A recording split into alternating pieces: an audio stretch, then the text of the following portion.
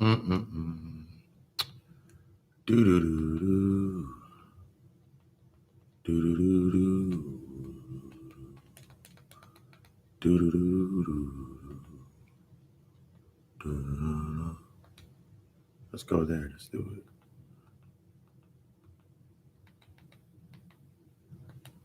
As we sitting here getting ourselves set up for the night. I wanted to have my hair done. I don't know why. I'm missing that playful mood. But we getting ourselves set up and queued up for tonight's lecture.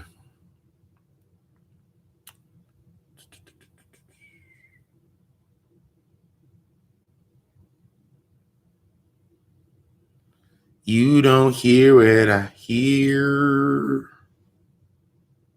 And you don't know what I know.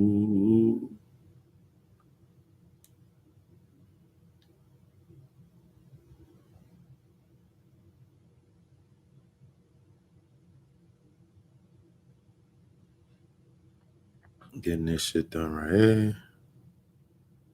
As we allow ourselves to fill in divine night to the night, to the day.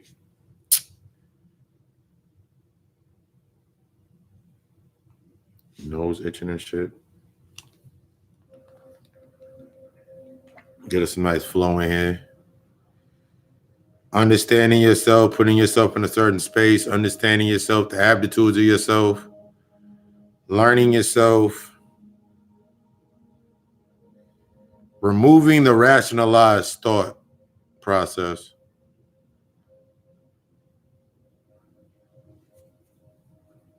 The observation,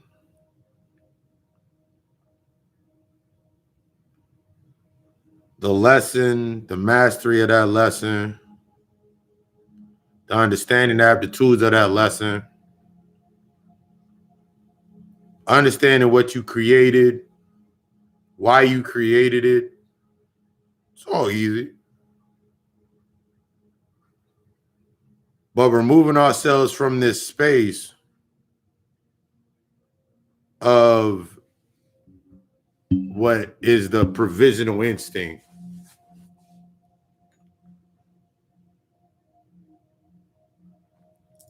All throughout this week, we've been getting into the aspects of the provisional instinct. Beard's still wet. The provisional instinct, or the provisional application of how we apply things. Then we only apply it to, like last week we talked about the good. I want the feeling. I like the feeling. I like the way that feels. And I want to go there based on whatever point of escape. So I'll pack a lunch. There is no packing your lunch, so to speak, when it comes into you really doing your work with yourself. There is no, I'm going to do it. I'm only going to do it for enough so I can get to a certain level and then I'm going to coast out. This is not a job. This is not a job. We have to stop treating this as it's a job. Your healing is destructive. Everything that we do inside of this space, being that your healing is destructive, it changes the entire narrative of how you even think about everything, how you move with anything, how you design yourself, what you put inside of your space.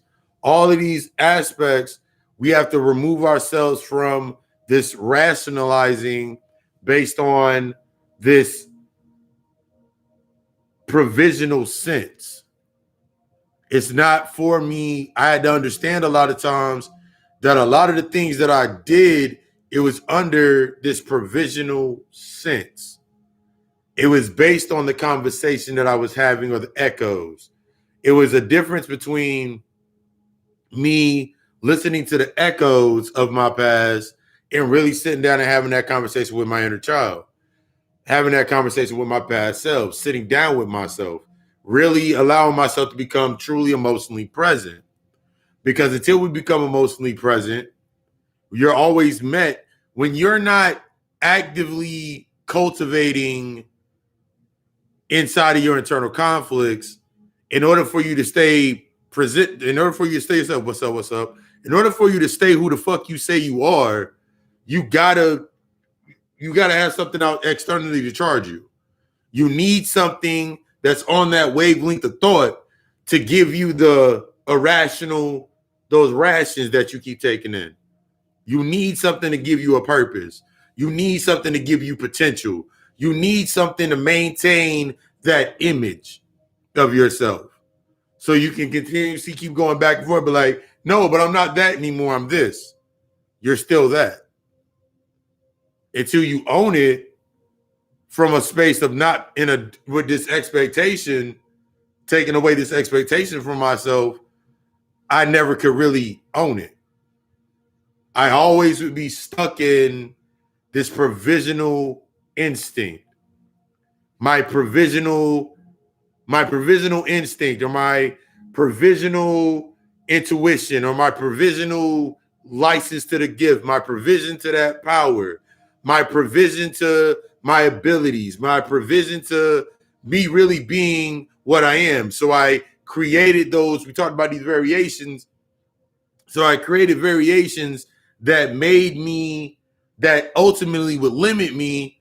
But even in creating those, I have to understand that that was created for a purpose, and it's going to serve its, once its purpose is done, I have to be able to see it without that being in the space.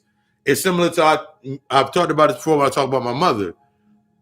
My mother is still my mother, regardless. My mother is still my mother in the senses of what she did for me. But at this point in time, my mother, when it comes to what my mother is, or what my mother represented at that time, based on me going through the shifts and the changes, she's no longer that person. She is no longer this, she's no longer one that I need this provisional instinct to keep her inside of my space. I've worked on the issue. I've worked on these underlying issues. I've worked on the negative aspects. I've done that internal work. And now I can transmute. Because when you go through your shadow work, you go through the process of the acceptance and the healing and going down. And now you learn how to transmute that shit because it's still present. This is how we learn how to work with our deities. This is how we learn how to work with the spirits and the ancestors. They're gonna, you're getting exactly what you need. If you were, so you gotta ask yourself the question, from the human narrative for ourselves, we have a structure. Yeah.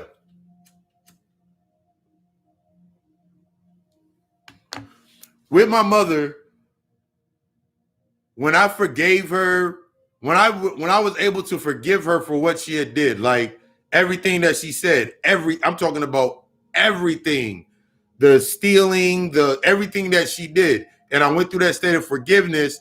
That was me releasing me from.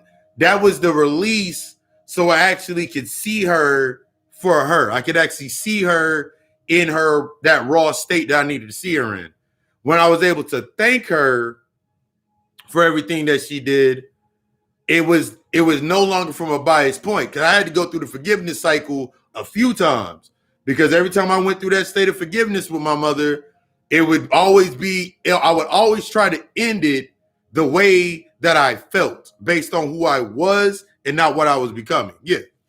I would always try to end it on that accord. Like you've heard fake ass apologies.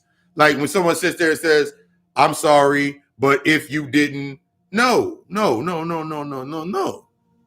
If I apologize, it's going to be direct. It's going to be sincere.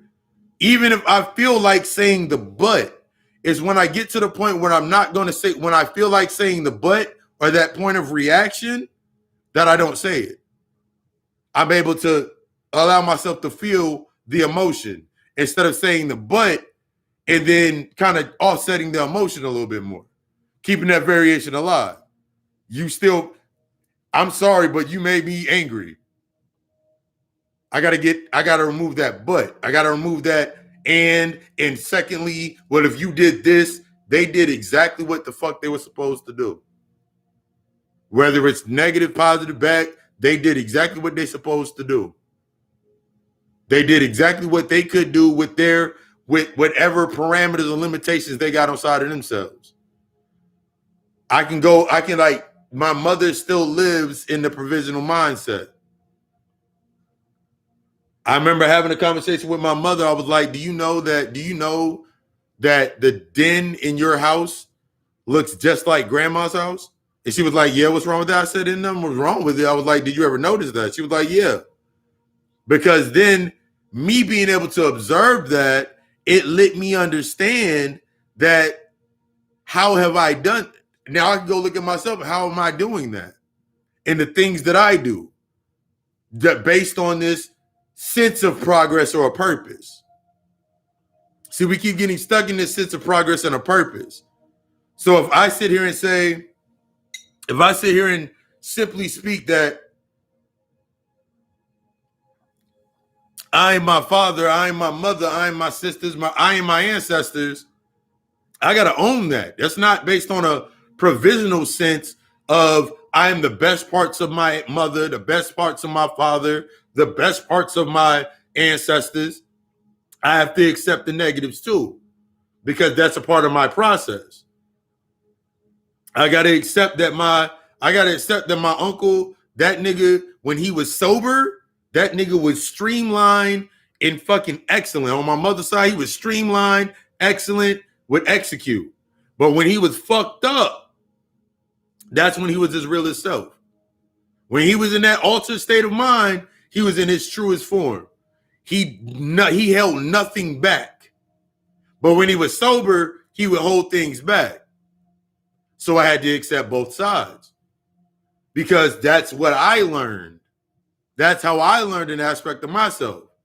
Why do I hold things back? What things in my life do I put in play to make my speaking or this expectation to keep me in a provisional sense of mind? I can't say this. I can't do that. I can't do this. Who said? Only I said that. This false sense of morality and then the emotions that rise with it, that's your punishment. It's like looking at cops on TV. You want to call cops racist. You got caught by a cop, whatever. In reality, you got to get to the simplest point that my inability to be aware of my emotions, to be aware of how I act, my emotions, taking on whatever I needed to take on, I was already locked up. I was restricting myself anyway. So naturally outside of my space, I need to have a form of escape. But naturally inside of that space, after chaos comes order, there has to be something to organize or be the reflective point of organizing that aspect. Because when you can go all the way back to the aspects of what were the first cops? There was slave patrol. Their entire creation of them, where they were created to the tent of keeping the control of the intellectual property or the body of work based on the mentality that was put into that space. That's what they were. So if you expect them to be anything else based on whatever you created in yourself, you can say you pay taxes, you can say all of these things, but all of those maintain the identity. But they're not most situations when you simplify it, the high emotional aspect, through your highest sense of emotion, you're naturally you.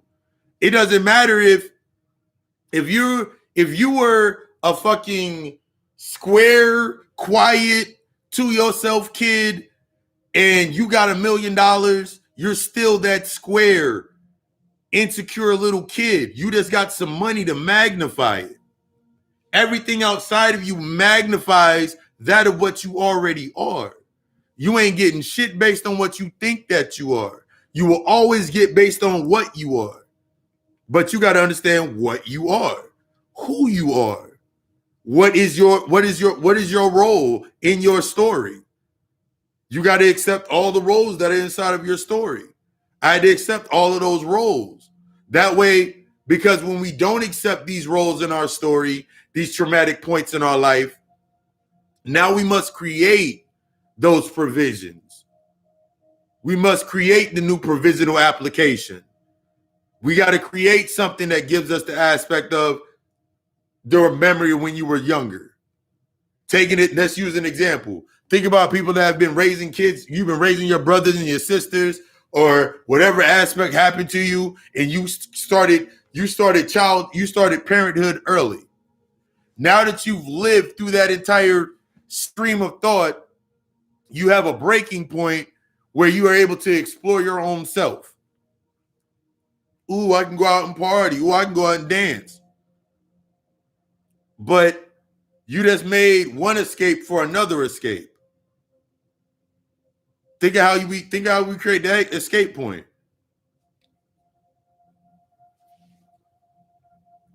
Uh-huh.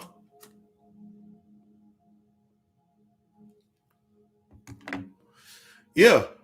You can fight it like most people right now in a system themselves are fighting against you're always fighting against yourself. That trauma, that experience, that wall, it stops you from understanding yourself. So by nature, you can be fighting against yourself. I remember for 13 fucking years, I fought against my natural self.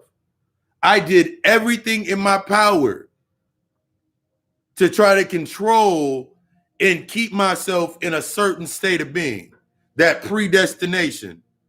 I stayed at jobs for 5+ years. And by the time I got to a point to where, I'm a manager, I'm a supervisor, I'm on the road, all of those were this narrative, I got locked into a sense of escape. It's like I understand more when I hear some people talk about, because there were all these people at my jobs be like, yo, man, I can't take on all that, man. I got a life. I got a life I want to live. Okay. In my mind, I'm going against them like, what life do you live? You got 4 baby mamas, you got four kids, 3 baby mothers, none of them like you. You couch hop all your life. Like, I'm saying all these things out loud. The spirit is at this point in time, I'm not realizing this. Spirit is making me speak to this at this tone to this person. It hurts their feelings. I feel my ego kicks in, but like, yeah, you shut that motherfucker down. It wasn't about that. My ego kicked into that shit. But in reality, in that space, that needed to be said. See, we got to get out of this provisional mindset of you afraid to say some shit because it's going to hurt somebody's feelings. I'm not here for your feelings. I'm not here to make you feel good. That's the byproduct of you getting better. I'm not here to make you feel good. I'm not here based on sympathy. I'm not here based on sympathy. Sympathy gives you that false sense of closure to maintain that identity. Yeah. Like, I'm not here for sympathy. I had to remove that shit from myself first before getting to that point. I'm not here to be in a sympathetic tone. I'm not here to speak in a sympathetic manner or to sympathize with you. I'm not here to sympathize with you. I'm here to, if you have an issue, you have a concern, then let's create a solution. Let's learn some solutions. If you don't want that, then I'm not the one for you. Before I got to that point, a lot of the things that I did based on that acceptance was based on sympathy. And remember, I've talked about that aspect of this pity shit. You got stuck within the pity. You don't love your mom like you thought you loved your mother. You don't love your sister. You don't love them the way you thought that you loved them. That's why you did what you did, keep doing what you do. Maybe you don't love them the way you thought that you loved them. Even into the sense of somebody, you said somebody loved you. If you loved me, you never would do this. Who said? Who said? What provisions? But I've done, because once you say that, once you shut that off of you start understanding that stuff with yourself, you start looking at I did a lot of things based on acceptance. I stayed in a lot of spaces based on the acceptance module. Just like I would stay in the same, just like I created places of escape for my abandonment issues, I created spaces of escape and variations for my fucking neglect issues. So no matter where I was at, the neglect was happening somewhere. It existed as I existed in this space, this existed over here. I was still stuck separated. Because I could keep that over here, it's a lot easier to control. It's a lot easier to set the tone. It's a lot easier to stay within a certain direction. But both of these, okay, cool. But after a while, when you start looking at yourself, that's when the time kicks in. Now you're thinking about yourself. I put a post in my story where it's the 280-year-old women. The 280-year-old women. 180-year-old woman, she bodybuilding. And I remember I read her story about her bodybuilding. She was going to the gym with her best homegirl died, and she just kept going with it. And it had another 80-year-old woman that was hunched over and was on the walker. So looking at something like that, it gives me the aptitude of what the fuck is time, but emotion. So this is you simplifying the process. Everything that you're doing in this learning and you going through these steps, you're simplifying these processes. It's not this complex. You make it complex based on the human existence, based on your shame, based on your doubt, based on your insecurity, based on the basics of your emotion. So you can say, that's too hard. I'm not willing to do that. That must not be me. That's more you than whatever the fuck you think is the easiest way out. See, I had to get used to getting out. I got used to taking the easy way out. If I was struggling, no matter what I did after that, I was still struggling, no matter what. It wasn't what I was doing that was causing me to struggle. It wasn't the people that were making me struggle. It was me. It was my thought process. It was the things that I wasn't dealing with that were making me struggle.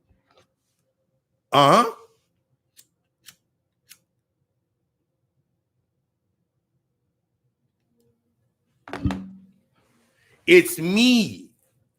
I had to accept like that level of, like when I break this down, like that level of honesty with yourself, it changes it's supposed to change you. If you're being honest with yourself when you wake up in the morning and you say, I'm honest with myself, I'm the realest nigga in the room, I'm the realest bitch in the room. Sure, okay. But how do you wake up? Are you honest with how you wake up? Are you honest from the moment you wake up to the moment you go to sleep? Or are you finding ways to mask that you ain't mad, or mask that you ain't sad, or mask that you ain't upset? Because your space is going to dictate the space that you now create, or the avenues that you go down the line with. Those are going to dictate those are going to dictate that anger. Those are going to dictate that energy. Everything inside your space that triggers you, that you go into the state of reaction with. That's what's getting that you locking yourself down. I feel that I should be doing this because with this I have a purpose. My purpose, your purpose is not defined by the external piece. My purpose, my worth was not defined by my job. My worth was not defined by me being in a relationship. My worth is not defined by me in being whatever identity I take on. That's not where my worth is at. My worth reflects in that. So if I'm lazy as shit, then when it comes to me going to my job, just because I have a job, that don't make me not lazy. Just because I have a job does not make me lazy. And you see that reflection of yourself at your job. You see the triggers in your job. Everybody in your job lazy as shit. Everybody in your job is literally reflecting an aspect of your true self. That's the only reason you feel some type of way with it. Because if I'm truly at my job, when I finally learned it and started assessing and started applying it, when I was at my job, when I was at my job, every time I would know one of my homeboys at my job would be like, that's Charlie though. Like, that's Carlos. Every time, if he's not doing stuff, he's gonna go find some shit to do. That's him. He do the same shit at the crib. Like, he do the same shit at his crib. Like, if there's nothing to do, he goes to go find some shit to do. That was naturally me. That was inner child me. Always going to go find something to do. Ever since I came down here, from seeing myself on the strand of the cord to me coming into this space, I was never in the aptitude of the normal shit. Everything I did was abnormal to the human aspect. The shit got shut down because I was not in a space for it to be cultivated in that environment. I needed I needed those stopping points, but those stopping points helped me go back to it. Like, one of the things I used to do in between the ages of 1 and 4, I ain't never watched a cartoon a day in my damn life. In between the age of 1 and 4. But if you ask me about the cartoons of the 80s, of 84, 85, of the 80s, I'll tell you about the cartoons. I'll tell you about the commercials. Because all I used to watch between the ages of 1 and 4 was commercials. All I used to watch between the ages of 1 and 4 was commercials. That's it. Nothing else. Just used to watch commercials. But that was a training process for myself. Why would I want to watch something long out when I can go watch something for 30 seconds and I can learn to analyze some shit in 30 seconds? Because after I did that, when I started watching regular television, watching cartoons, I could see it in the 30-second frames. I could see the shit in the frames. Come all the way to this point right now, that was me training myself how to look at the different parallels of thought. I've been doing it the same. I was doing it unconscious my entire life. Everything that I did led up to that point. But as I was going through that point, I had to create the provisions or these rations in my life, these settings, in order for me to experience it and understand it even more, learn how to work with it. The shadow aspect was how far I was separating away from it to project that.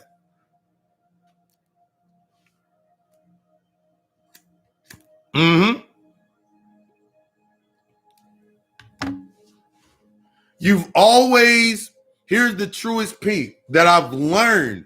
You've always done what it is that you are, or have always had pieces of what you were in everything that you've done, but it was from an unconscious state.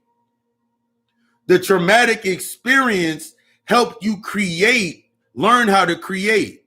Because if you went through the earlier parts of your life without any experience, and you were left out in the wild, let's say you were left out in the wild, in the forest, in the woods, similar to the original initiations, you would be learning on your own. There has to be an initiation process for you and your experience based on where you're at. You always have to. That is a key part to your growth and your integration with yourself. Everything that you do, even if you go out into the world and you explore things into the world, you go to your job. You have a stressful day at work. Your dad had a stressful day at work. Before that nigga came home, that nigga went and had a drink. The bartender was that nigga shaman. Or that nigga went to a strip club. He went to some other woman's house. What do you think those individuals were? What did you think the bartender was? What did you think that other woman's house that he went to was before he came home and dealt with the family? What did you think that was? That's ancient shit. But due to the layering into this space, now you see that it's something not. So now you got that same provision, that same thought is that same energy is laying in your ass dormant as shit. So when you start exploring these informations, when you start looking at these aspects and these aspects of yourself, and you really start looking, you're like, wait, damn. Because look what you became in that sense. Whether you became a stripper or you was out there hoeing it around or you was slutting it around, you was in your true self. That shit felt good, didn't it? It's what fed it. It's the provisions that fed, that created that aspect that you got to understand in order for you to fully embrace the full potential of that energy. Remember, your potential is not in the light. What you demonstrate in the light is based on the aptitudes of what's inside of your darkness. If I don't know what's inside of my darkness, I don't know what the fuck. Everything outside of me, I'm going to say is not absolute. I'm going to always have a problem with it. But when I started accepting that it's only based on the shit that I dealt with in here, and once I started doing that aspect, I started understanding that my shadow work, ooh, nigga, I'm not changing shit. I'm not changing shit. I'm invoking that new information into that space. So now when I'm dealing with the spirit, when I'm in that space, it's not a space that I gotta go to. I'm already there. I'm just going back there more and more and more. Every time that I wake up, I'm less and less here. So naturally, now I wake up faster. I can stay awake longer. I wake up faster. This energy level, I'm in this more proficient sense. Because every time that I come back here, I'm less and less of what I left here. This is not based on avoidance. See, when you coming into this space, a lot of like the way we thought, the same way we thought in the community, we thought what therapy was. We thought we knew what therapy was. We thought we knew what this was because white people go to therapy and white people do this and we don't do that. We don't talk about our issues. We bottle them up and we use them to move forward and we use them to burn ourselves out. That's ultimately what the fuck you was doing. So now you get to a point now with your life and you're like, I'm not where I want to be. I feel lost. And now just the pity that you feeling. Because you feeling like you wasted so much time. You made so many different mistakes. Because since you're calling them mistakes, guess what they are? They are now mistakes. There are more shit that is locked inside of your shadow. Everything that you call a mistake or an obstacle, that's more shit that you just put into the shadow. So you leave yourself more and more, I've talked about it before, you leave yourself more and more separated from your true self. That's why when you start seeing people that are in the most worst off shape in your life, but getting some shit in the simplicity, you ain't got no responsibilities. See, I can't do that. I ain't lazy. Yeah, you are. That one lazy ass friend house you go to at the end of every week, at every day. That one relative house that you go to every day that's going through the motions that you wish you would go, just going through some motions that you attach to because it reminds you of some shit about yourself back in the day. That's you. That's another version of yourself. That's how you feel that you have to accept your life to be. That's one stream of thought for your life, the way you think your life could be if you accepted things based on that narrative, based on your conditions. They're living their life based on some conditions of their life, and they got some stuff in their life. But what about the times when they tell you that the nigga ain't shit, or they tell you that the bitch ain't shit? She done cheated on me 6 times. I'm afraid to leave this nigga by himself. Nigga keep robbing me, all this shit. What about that stuff? I mean, it's worth it. I mean, she got She got to be happy. She in a relationship. She got to be happy. She got some kids. She got to be happy. She got a job. That's not how you define your happiness. Don't care what the fuck you think. That doesn't make me happy. Most of the things that I was doing, they did not make me happy. Because if it did, it would still be there.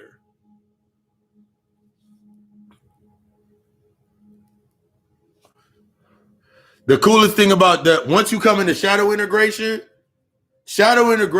is the balance. Once we go through the process of, once I went through the process of using, let's tell a story. Once I went through the process of my mother in the feminine aspects within inside of myself and dealing with those things with my mother. The first shadow that I had to face wasn't even one of my creation. It was the shadow that I created of the identity. It was the shadow that was in correspondence with the identity of my mother. I lived through that shadow. This identity, there was there because you're stuck in duality. There's the mother that you wanted. There's a shadow aspect. It feeds from the same shadow. There's the mother, there's who your mother truly is, and then the aspects of what you wanted your mother always to be. Those both project from the same shadow. So in order for me to let go of this identity of what I wanted my mother to be, I had to accept what my mother really was. The more I started accepting who my mother truly was, and it was a heart-wrenching, it was tears, it was sadness, it was anger, all that shit comes up.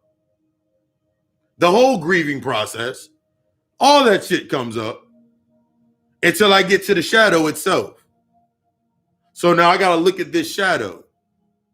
This shadow is me. This shadow is all of my disappointments. This shadow is all of my anger, all of my insecurities. All of the times my mother called me all the times my mother would call me accident when she was angry. All the times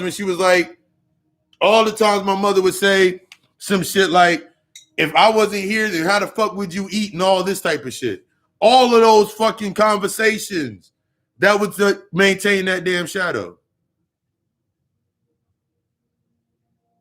That's what created that damn shadow. So I had to face all of those things.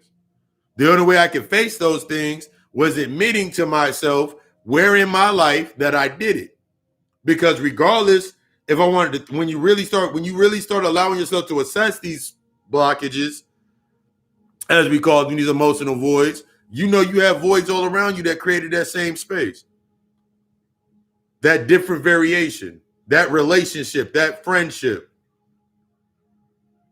that job that you was at, that event you went to, all of it was to serve a certain purpose based in that same wound. So once I integrated with it and I accepted it, all of the thoughts that I had that were negative in a sense, I would think they were bad thoughts.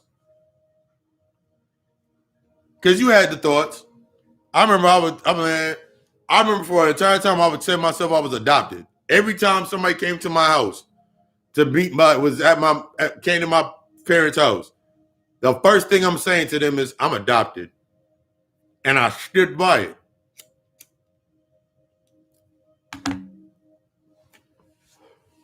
I had to put something there to control it until I walked away and stopped saying I was adopted. Because if I could put something there that can define the space, then I can still have control over it. If I'm telling my friends, girlfriend, whatever, whoever came over to the house, I'm adopted. When they see my pops act out or do something crazy, when they see my mom do something, when they see my sister do something, when they see one of my relatives do some shit, be like, oh, nigga, I can, you were adopted. Damn, this is what you got to put up with? So they can feel pity for me. Good evening. So they can feel pity for me. That's ultimately why I put that there in the first place, so they can feel pity for me. I created that anchor point. So I was imbalanced as hell. Because now I got to remember everything that I'm saying inside that space. My image. When I found out about my Taino when I found out about my other cultural heritage, the first thing that I said was like, nigga, fuck, I'm not black no more. I went to the Puerto Rican Day parades. I changed the way that I talked. I changed my accent. I lowered my voice. I put more this flair into my voice. I literally created an entire identity that I lived with for about 5 or 6, 8 years, damn near, of my life. 8 whole years of my life. I created this whole identity. And I had to accept everything that came with that fucking identity. So everything that I did was on a provisional basis. So I needed anything that accepted that identity. My inner child sitting in that space like, ooh, somebody accepted us. But it was the echo who I created for that point. Whether I was in a hypersexualized state or I was in a shy state, whatever state of being that I was in, it was only provisional. But staying in that extended state of time, you got to have energy inside of that space. Those are those anchors. What about depending on the positive people? Depending on people who develop your confidence. Yeah, that's always a good thing. But everything that you're doing, that dependence, everything that you are putting yourself in a state of dependence on, you have to get to a point to where you say to yourself, this is only temporary. This relationship, this fractal point inside of my life is only temporary. Even I'm going to outgrow this. Because a lot of times when we have like the person that inspires us or gives us a certain aptitude to ourselves, teaches us about the confidence in ourselves, we go from the sense of we're learning to now we're going into a sense of we owe them something. I owe that motherfucker my life. That motherfucker taught me how to fight. Okay. You'll never master what it is to really be a technician or mastering something until you realize you got to bypass that mentor or that master. You got to bypass that person at a certain point in time. Brother Pandy talked about that shit all the fucking time. At a point in time, you're going to have to bypass him. That doesn't, even with the same sense to your mother, your father, these aspects, your family members, it's not about you sitting there casting them into the fucking water and drowning their ass. It's about the aspect of, I now know from the lessons that I was taught in that space, I have now bypassed that space. See, that human condition, and especially in the black community, is that mindset of I'll always be your mother, I'll always be your father, I brought you into this world, I take you out. That was based on a base of a survival. So automatically, guess what it was based in? It was based on ownership. That false sense of I'll always be your mother. I had to really get honest with myself. Like, that was based on a sense of ownership. Because as long as my mother held me to that, as long as I agreed to this energetic agreement with my mother felt that she had open reign on doing everything that she could call me when she wanted to, ask me for money, no boundaries, ignore my standards, ignore my boundaries, ignore everything that I'm trying to do, and that shit would irritate the fuck out of me.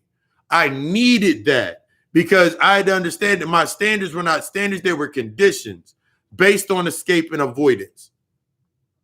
That's what it was based in. Because in that same sentence, when I'm sitting there after I cool down, I'm no longer angry. I'm no longer sitting in the emotion. I'm no longer in the space of reaction. Then the guilt come back up. Damn, I haven't talked to my mom in a couple of days. Damn, I ain't talked to them in a couple of days. Because I needed that energy. That's what they were created for. It's like in the same instance of, that's the provisional aspect. I can take my mother in small dosages. Take my mother regardless. If my mother was to call me tomorrow and ask me, hey, how am I doing? Tell her what I'm doing. Tell her what I'm doing. I'm building, I'm doing my doing the teaching thing and everything. All right, that's I like that. See, you still doing that? Because I know what it's going to lead to. See, the power to be able to transmute is to know where it leads to. You know that parallel of thought. I know my mother's parallel of thought. I know where my mother is. I know where my mother is at. I accept my mother where she's fully at. That does not mean that it's not going to change my perspective to make me. I'm not going to try to change my perspective to this sympathetic approach, because the sympathetic approach doesn't work anymore.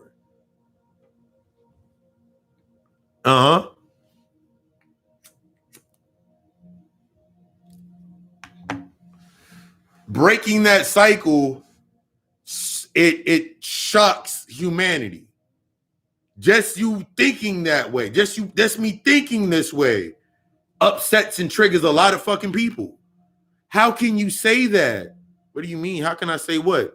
That's your mother. Yes, that was my mom. Yeah, that's my mother.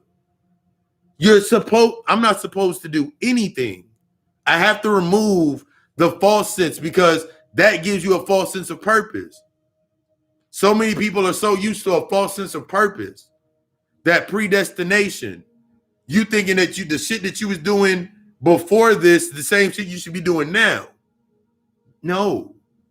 There's elements in what you were doing before that help you understand the now, but you don't need that aspect. That's the attachment. That's you being stuck in attachment. That's you keep making the same damn mistake over and over. I keep making the same mistakes with niggas. I keep making the same mistakes with women. I keep making the same mistakes. Why? Because you're only assessing the external. Is it me? Nah, it can't be me. You'll ask yourself, is it you? And then you go to your friend's house. They say it's not you. They restabilize your identity. You reach the breaking point, but you don't want to dive. You're afraid to be submerged into that space. You're afraid to sit there in that space. It's all right. I used to be afraid to sit in that space. I would go stand at the darkness, but I wouldn't sit in the darkness. I go stand at it, but I wouldn't sit in it. I can go read a book that tells me what's inside the darkness. Ooh, I can rationalize this. Ooh, therefore I know what's inside of the darkness. Then I can regurgitate it. I never sat right with even regurgitating shit. I remember earlier conversations with myself, like when I first came into my awakening in my state. I remember everybody around me at that point in time, they were regurgitating some shit. So it never really sat with me. My entire time.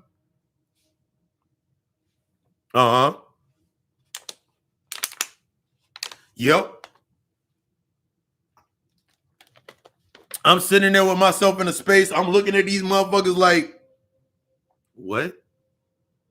Because I had remember how I just talked about opening? I remembered that a commercial is like 30 seconds to a minute. So I already knew how to take in information and synthesize it. So when I go into those spaces and I'm triggered, my motherfuckers regurgitating things, I had to understand that motherfuckers had biases and these fractures inside of their self. The provisional application, the way of thinking. It's like when you listen to somebody, you listen to a brother that's always talking about through the divine masculine and the divine masculine this and the masculine that and the masculine this. And then when they talk about the feminine, they talk about the feminine from a broken sense. It's abstract. It's a bias. They put their biases in the wounds. Your biases are created within the wounds. So you have built up this structure of the masculine, but the feminine is still fractured.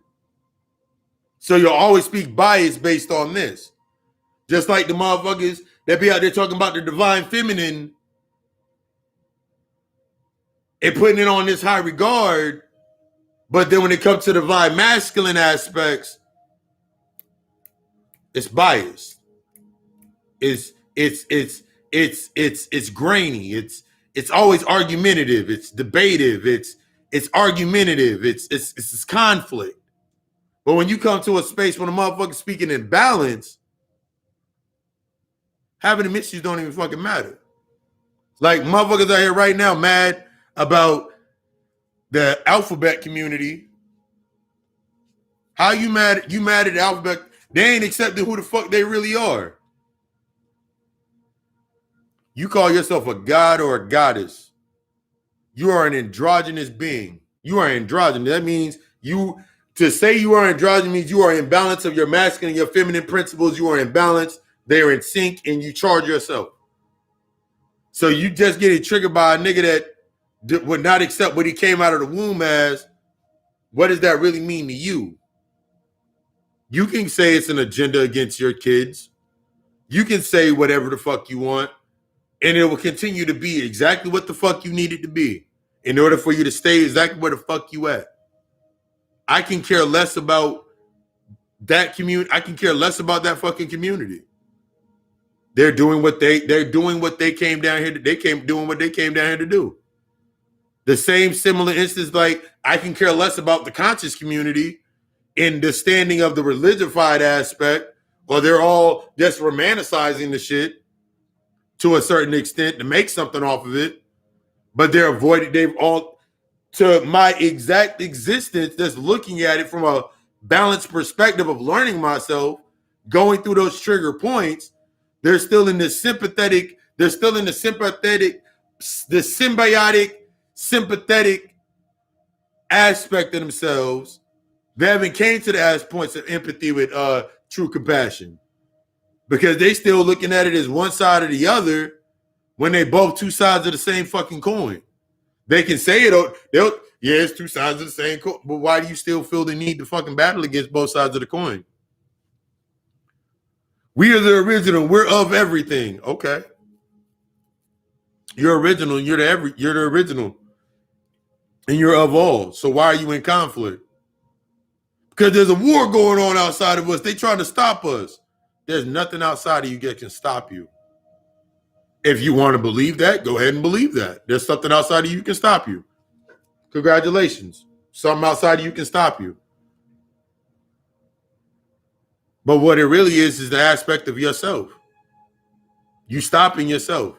You're afraid of yourself. That power inside of yourself. That thought that come up in your mind has to be tamed in a certain sense. And like I don't know how many times and how many relationships when I was in. I remember one time I was at my job. Funny as shit. This chick, she was flirting and she was like, all right, fine, I'm leaving. I was like, all right. The first words out of my mouth were, where you end, another one will begin. She turned around in disgust, looking at me in my face. What do you mean where I end, another one to begin? There's nobody like me. Exactly. Where you end, another one shall begin. Even me being in this jokey ass sense, I ain't never told more of the fucking truth. I was like, because in reality, when one thing is removed, the only thing that can come back into that space is based on that emotional rhythm. So by me saying that and now accepting this and letting it set and sizzle in my spirit, it made me take an entire look at the entire life, because I sat there and thought about it for a while after I said it. Because that's the truest point in what you're doing in your space. Every time that you level up, the only things that can come into that space are the things that are based on what you're at in that space. You still got a shadow you ain't dealt with. You still got a shadow back here. Something in this current space, in this current light, this current information, the knowledge, the information, or the light will come up to become the surrogate to that shadow. So you can go from one nigga hit you in your eye to one nigga don't hit you, but he starved you and didn't give you money, to another nigga, that nigga had you under control, or like that nigga didn't work, but he had control of all the money. It's the same damn nigga that's reincarnating in every fucking space because of that shadow you haven't dealt with. How do you define that shadow? Oh, I'm independent. Okay, you independent. Cool. What does independence mean? What is your independence based on? Because when I was little, I went through struggle and all these other problems in my life. And I said I never go back to that. And I never allow anybody to have any control over how I live my life, i.e., how I exist in this identity. Got to be honest with yourself. Similar to just like being who the fuck I am now, as compared to before. Everything that I did was based on this remaining heavy on the physical image. Everything from how I kept my haircut to the clothes, that everything that I did was based on the provisions of that fucking identity.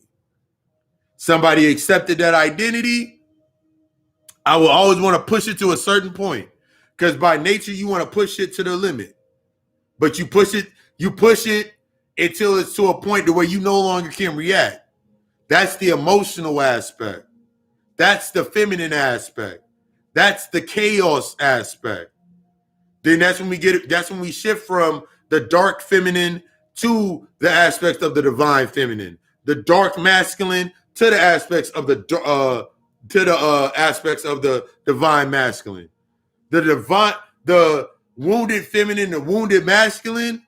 What do you think? What do you think the alpha, the beta, the sigma? What do you think those aspects come from? The alpha, the beta, and the sigma. Those are terms based on those are terms that were based on wolves that were in captivity.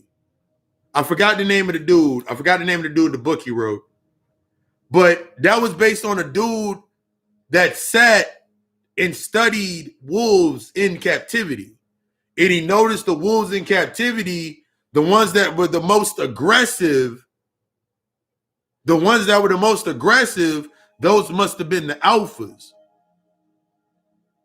But then when he went out into the wild, and he saw how wolves acted, they didn't act that way. So that makes you that boils down and synthesizes your identity in a fucking nutshell. Who are you without the who are you without the who are you without the constriction? Who are you without the constriction?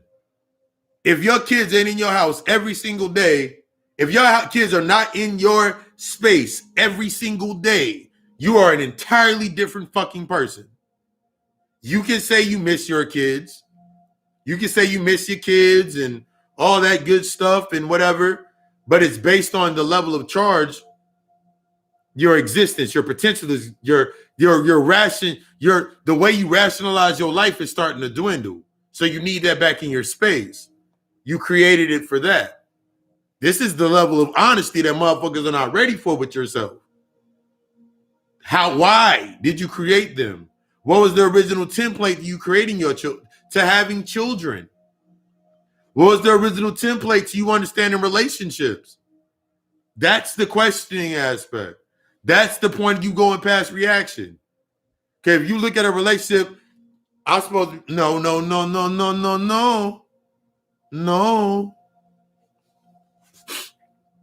Uh-huh.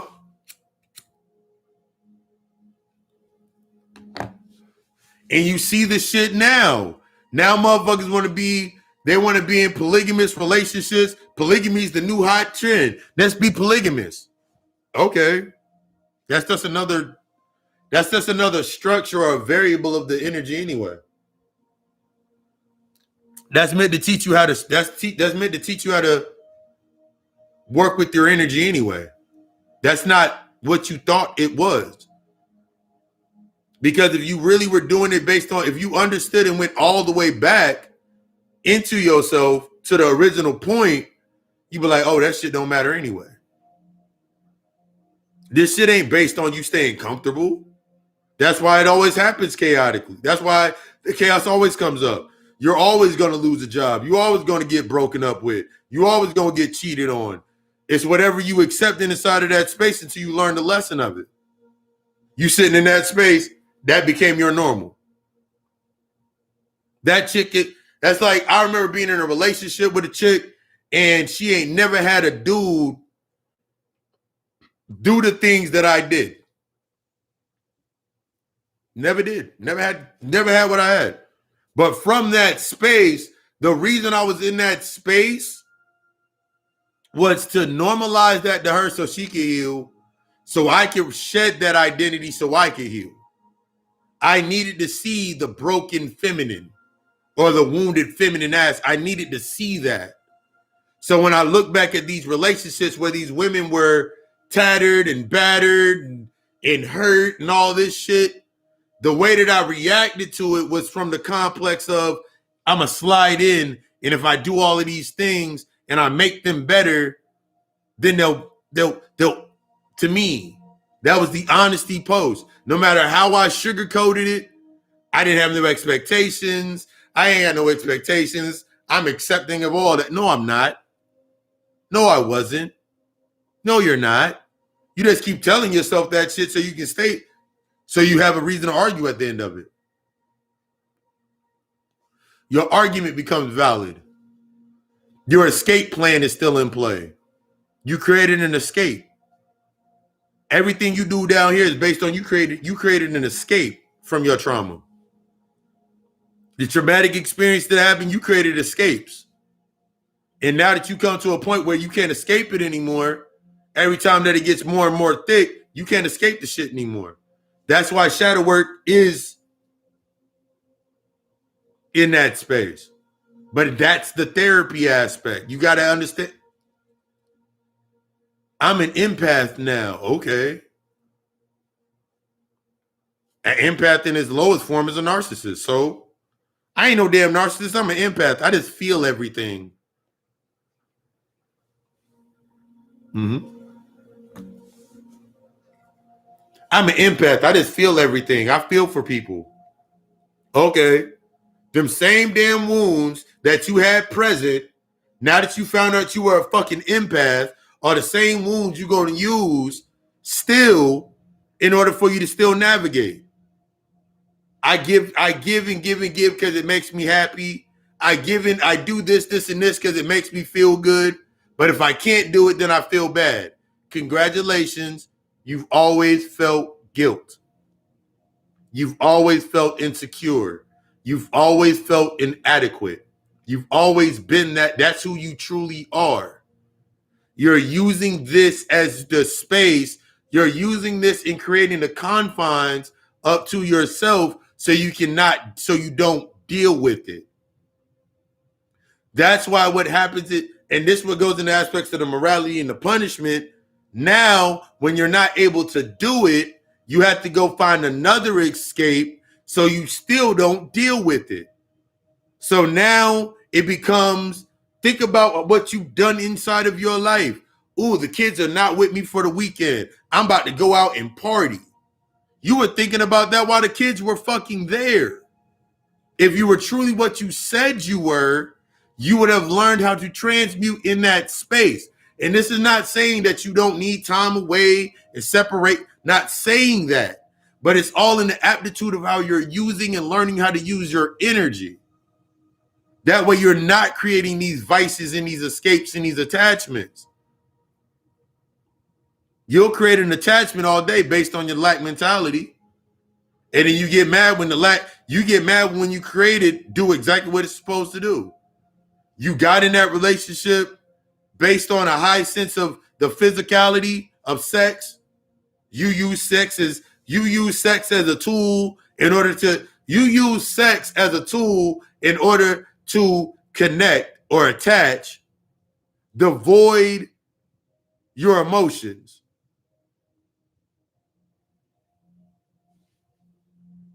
So what do you expect to happen when you take away that aspect? Are you willing to deal with that aspect? That's one of the keys to that. Because I've been through that cycle of thought. When I was like, all right, cool, I'm gonna stop because I know why I'm using this for. And what I saw come up fucked my head up. I had to accept it. I was not, in the first times I did it, I wasn't able to accept it. I was still trying to control it. There was still something that I needed there. That's why I did it in the first place. But now that I'm not doing it anymore, now I had to put something up. It wasn't about refilling that void with something else. That's what we do a lot of the time. We just keep replacing things to say we're progressing in some way. But in reality, when you sit down with yourself, you sit alone in the night and you sit alone in your fucking room, you know all that shit gonna come up, all that emotion, all that shit coming up. Now you got to face the death. Now you facing death. You having dreams about rebirth. You having dreams about death. You having all these wild ass dreams. And now you looking at them on the surface level. I guess that's what I need next. No. Yes, that's exactly what you need, but it's not to the level that you thought that you needed it to.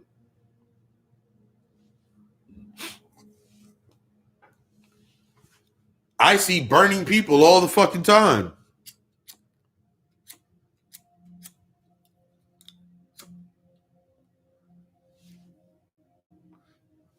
I've seen carnage. I see all types of carnage and shit and visions that I get. When I was afraid of it, I always thought it meant something bad.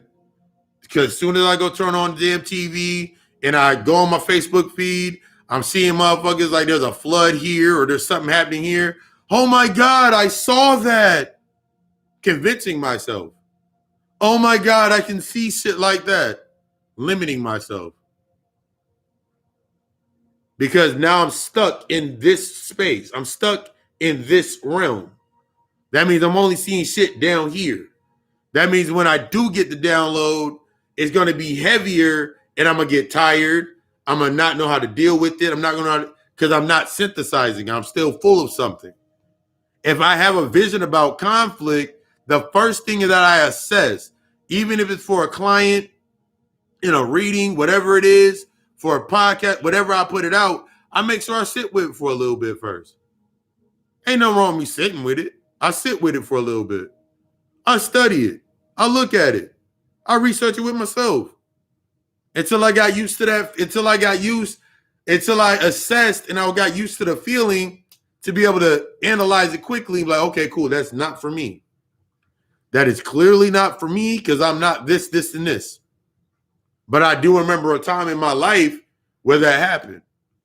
Because if I haven't assessed that point, whatever I get downloaded down to me, that can very well be for me, I'm going to go put out into the world first.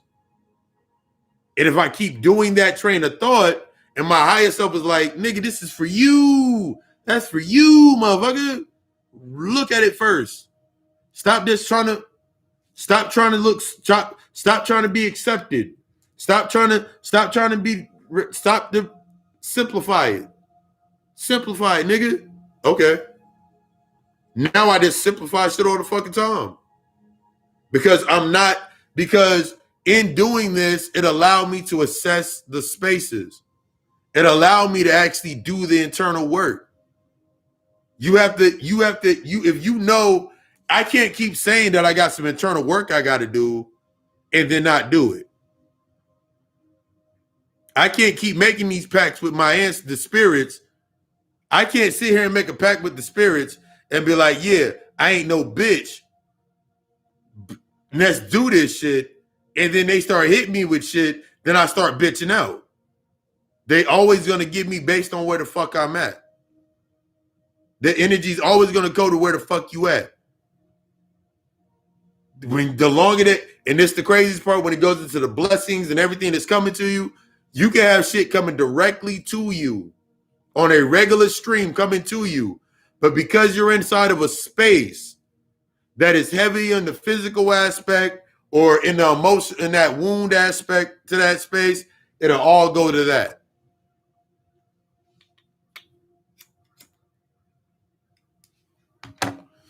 Remember, because the spirit wants you to expand. You need to expand. You need to become light.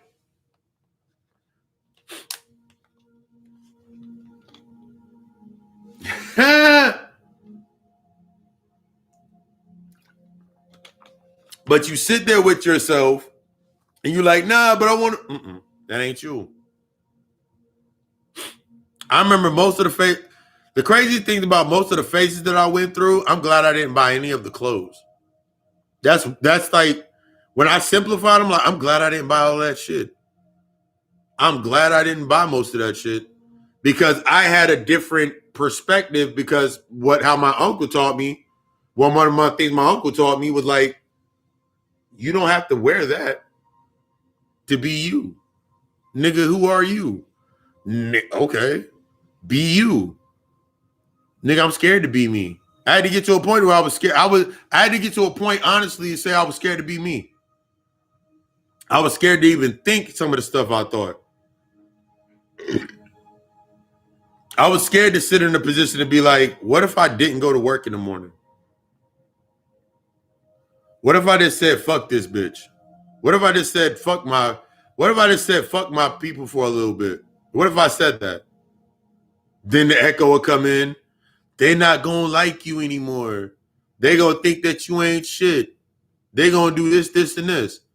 Well, if that is the case, that me taking true time to myself brings that up, that is what that person must deal with inside of themselves. That was the ultimate lesson that I had to learn inside of that space. A lot of the times when I was afraid to, the same way I'd be afraid to talk to my mom about some shit or friends about certain shit, and I found myself slowing myself down. Because that's ultimately what you're doing is slowing down your vibration so you can fit. You're trying to slow down you're slowing down your vibratory rate. Hell, I was just told earlier this week that, nigga, why are you vibrating so fast? Nigga, this is me. I'm on fire. Because my vibratory rate is increased. I'm in that shift.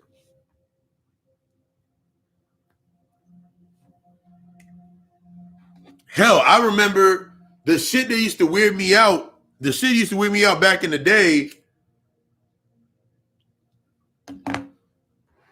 is when I had sex, when I was sitting there, I'm sitting there going in, there'd be points in time where I would like slow down and my body would still be vibrating.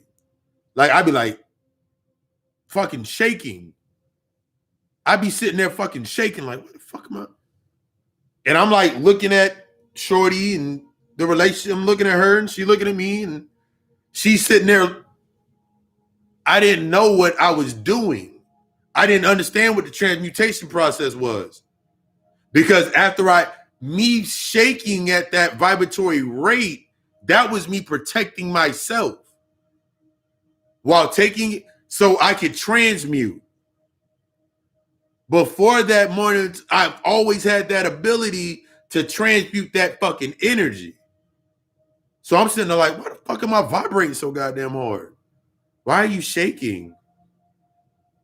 I'm shaking. I don't want to admit that I'm shaking and vibrating and shit. Cause like I'm thinking that's some bitch shit. That's what the I'm supposed to leave the woman shaking. I ain't supposed to be shaking. I didn't know I was tapping into my own shit. I didn't know what the fuck I was doing. Half the time we doing shit, we don't know what the fuck we're doing. You just thought it was, and you kept it to yourself. Until I understood, like, oh, I'm tapping into some shit. I'm unlocking some shit. Some shit's being shaken loose out of some shit. That's what's happening. My heart chakra's opening up in this space. This is before I understood anything about the hearts, any of these autonomous parts of my body. I didn't understand that shit. That was my lesson. That was my figure.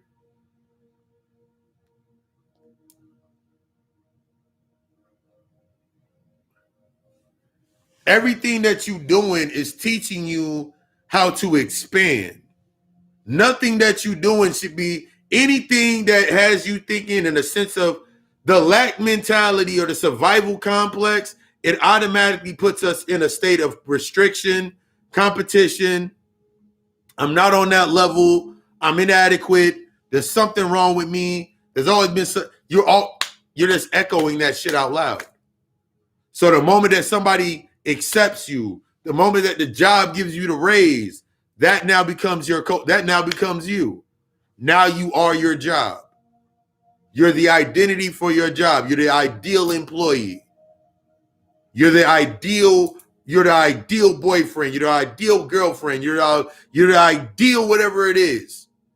You're going to try to be the ideal mother, the ideal father, the ideal figure in your space. But that identity don't mean shit if that's not of you. That's where the frustration comes in. That's where the imbalances come in with yourself. That's why you keep using that. That's why we keep using this overthought process with ourselves, because we still trying to maintain this. I am this, I am this, I am this, I am this, I am this. And you're looking at it based onto a result. You're looking for the result. I am a God, I am a God, I am a God. At no point in time, yeah. I remember the first time I actually went, I didn't have no damn job when I was homeless. I had no job. I was homeless. I had no place to stay. All this shit, when I was stuck in that space, fucked up my damn life. I'm sitting there like, oh my God, I'm homeless. I ain't got no place to stay. What I was basically really saying is I didn't have an identity. So now I had to sit there with that guilt and that doubt and that insecurity and that pain. I had to sit there with it. That's why I was put in that position. The greater the position, the greater the greater the position, or the greater the lesson, the greater the amount of energy that comes, the greater amount of power that you're able to tap into. So me going through a stage where I was home, I had no place to stay, and the family relationship dynamic was to shit, and all of the things, all that shit happened. I was in the weakest state of being. I was exposed to the elements, literally and in the metaphysical sense. I was exposed to them fucking elements. The heat being the sun, the water being the rain, hiding in the grass and sleeping in the park. And so I'm in the earth. Wind blowing all fucking crazy. So I'm stuck in the wind. Literally, I'm stuck in these fucking elements. Trying to create some shit. I need another. And the craziest part was I'm still trying to maintain variations of myself. Still trying to maintain the variations. Still was trying to remain in them shits. No, gotta let go. I don't want to though, man. That was a good year. Cause that's basically all you keep doing to yourself. Man, the 99 was a good year for me though. I can go back to 99. No, you can't. Why? Do you remember all that happened in 99 to you? Oh yeah, that did happen. But I don't It's about accepting the entirety of that space.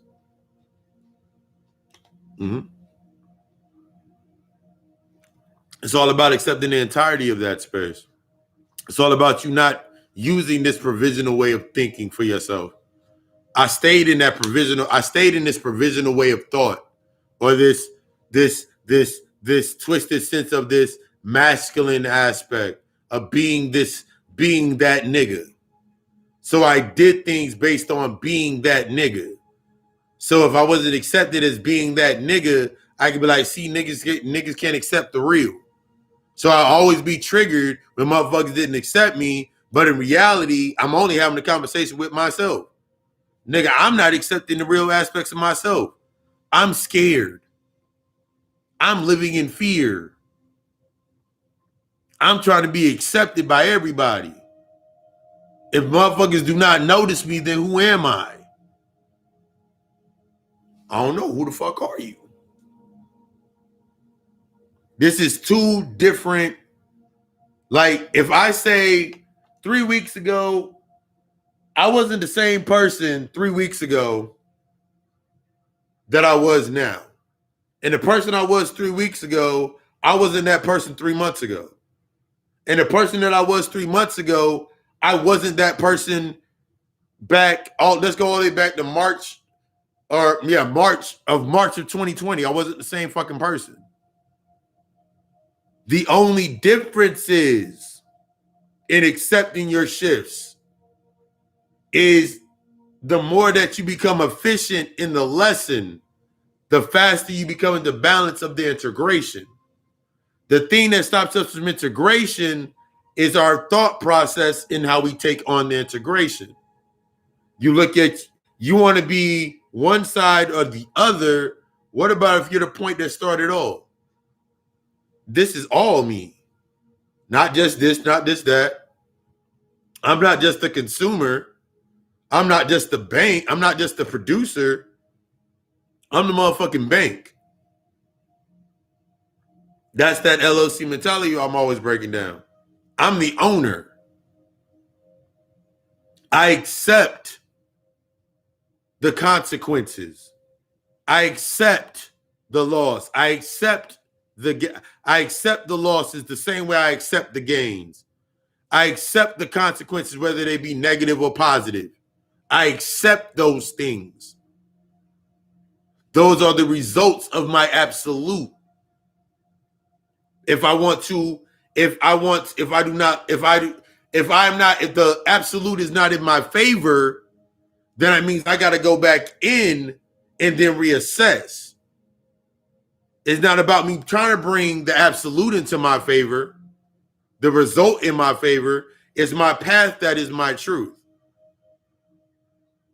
Whether somebody doesn't like me for doing some shit or they do like me, that doesn't matter anymore. Because, oh my God, they like me.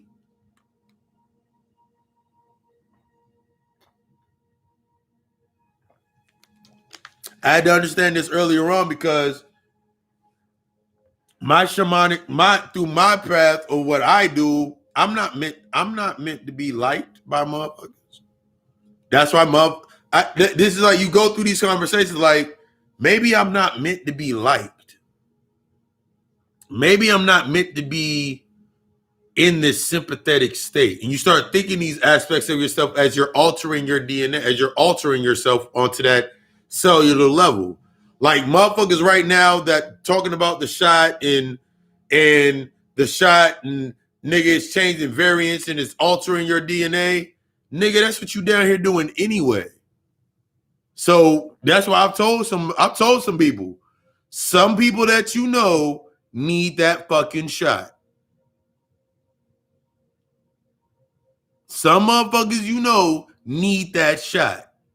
They're not ready to let go yet. It's okay. You can argue till you blew it. You can argue all day in the fucking face and give them all the facts about all that shit that you want. But at the end of the day, maybe they might need the fucking shot.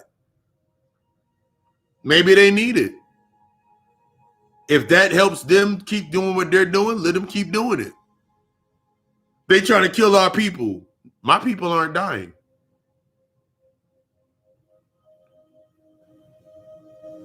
My tribe getting stronger. I'm getting stronger, therefore my tribe getting stronger. My true connections are getting stronger as I get stronger. So anything that's not getting stronger must be a part of an old aspect of myself. That perspective has to change so you can move differently. Because as long as my perspective is stuck on they, them, it, they trying to stop me or trying to knock me off, then everything in my space going to have that same story. Everything in my space that's manifested based on my thoughts now formulates and directs my thoughts.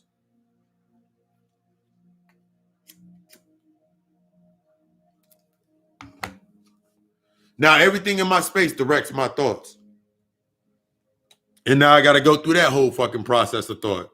Now I got to go through that process of understanding myself because I said that shit over and over and over again. Until I come into the reality with myself, sitting there with myself, the one of the most easy to make your humble yourself moments is when you know that when you really listen to yourself. One of the most humbling moments is when you listen to yourself and you don't try to talk back.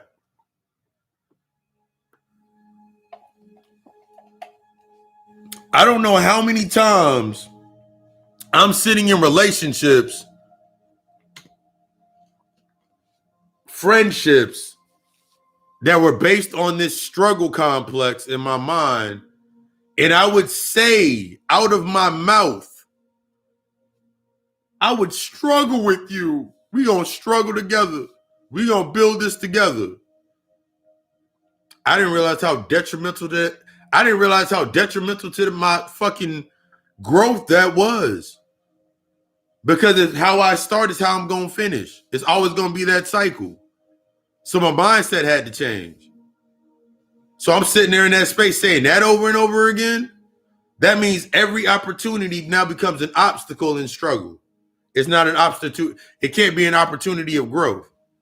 That means I will be attached. That means in order for me to remain within that aspect of this struggle or that complex, I must create something that is based upon that complex to anchor me to that point. So now you think about now you think about everything you've gotten in your life. You got the house, you got a car, you're in a relationship, whatever it may be, you going down the lines with yourself. How much of that shit did you create based off struggle? How much of that shit was based off of that image of yourself that you view yourself in the mirror? How much of that shit's really you? And how much of that shit's the made up version of you? Honest ass question to yourself. I went down the line and looked at the shit that I had. I remember when I remember one of my second times coming to the dark night of the soul of peace with myself. And it was in the aspect of a relationship that I had been through. Little simple shit that I needed to learn. I was in a relationship and I had an apartment and I built the apartment. In my mind, I built the apartment. I didn't know the basis of how I built it. So I got my furniture in my apartment. I got the big screen TV I wanted. I got everything that I wanted in my apartment to say that I made it. Okay. Now I got all this stuff in my apartment, and now I'm sitting there lonely by myself. This how we create shit for the lack mentality. All right, cool. Now I got the apartment. Now I got the compartment. I got the closet with my gear in it. I got the food sitting in there. I got my turkey burgers and all that bullshit. When I was not eating. This when I was in the feathers and scale moment. Now I got all this shit in my crib. Now I need someone to sew this too. State of attraction. I attract the shorty. Track some shorties, track friends, people coming into space. They all in the space. Damn, nigga, this shit look all good. I'm eating that shit up. I'm like, hell yeah, like. And even though inside of that space, I was still living inside of a truth, it was augmented. Because I even gave out information and game inside of that space that was very fucking positive or very fucking life-changing. But the way that I delivered it to the tone that who I was delivering it to, they were in the lack mentality. So I always found myself reacting if they didn't listen to it. But I needed that. That was attention for me. I didn't care because honestly, when you really boil yourself down to take away that fake ass moral compass you gave yourself, you looking, you like, nigga, I needed that shit. As much as I would say I hated the drama or I hated these motherfuckers being in my crib late, I needed that shit. I fed from it. Because without it, I didn't have an identity. I couldn't stay the real nigga that I was. I couldn't stay the realest nigga in the room.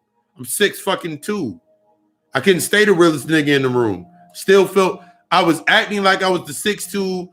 At that time I was 200 and I think I was like 250 pounds at that fucking time. I couldn't stay that. I had to feed that body. And the way that body was created was the way that I had to feed it.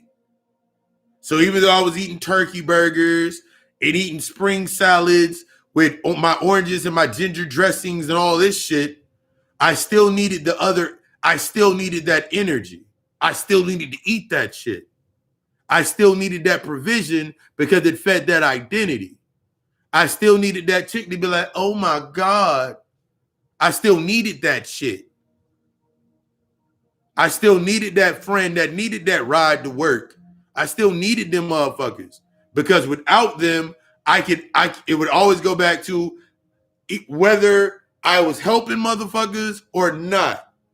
The attention wound was present. That was the bottom line, that attention wound.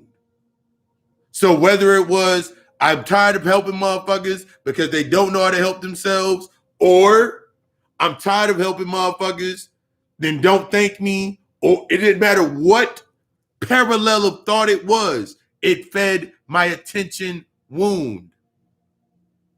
It fed that wound.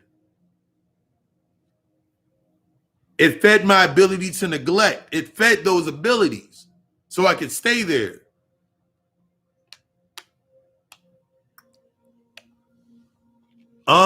Yeah, I'm sitting there like I got my whole space. Like I got my room with all my fresh gear in there. I'm eating my little ginger salads and shit. I'm like, yeah, I'm yeah. So I can look at motherfuckers like, nigga, how you stay so the way you are, nigga? Because this is what I eat right here. It was all based on maintaining the identity. Because if it was true to what the fuck I was, then I can maintain it and I can transmute it. It didn't matter what the fuck I would put into my system. I could change it around. I could transmute. Because put it like this, the moment my money got short, the minute my money got short or I didn't have no money, guess what would happen? Them ginger salads went away.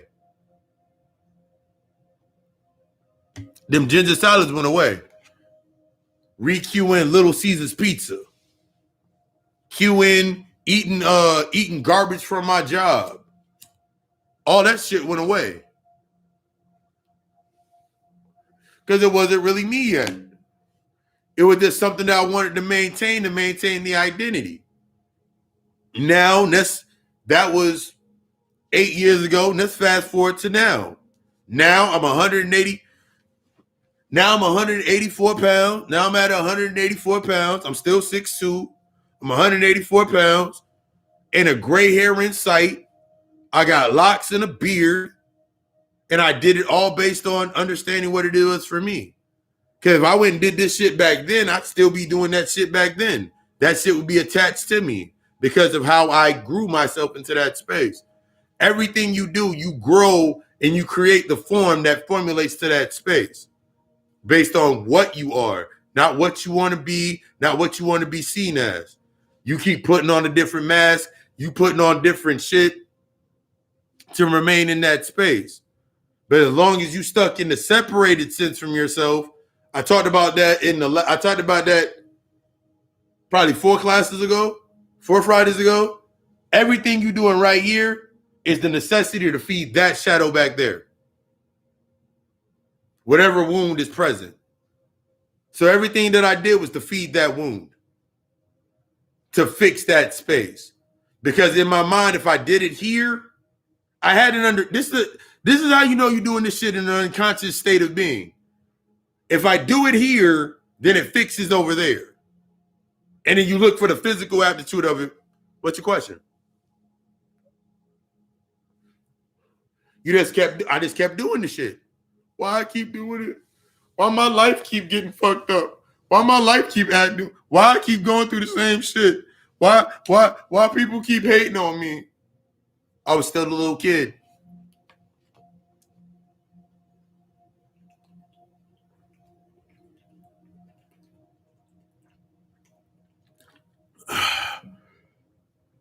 I was still a little kid trying to fit in.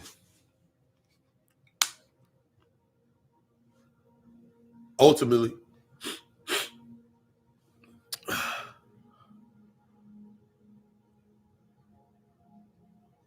Yeah.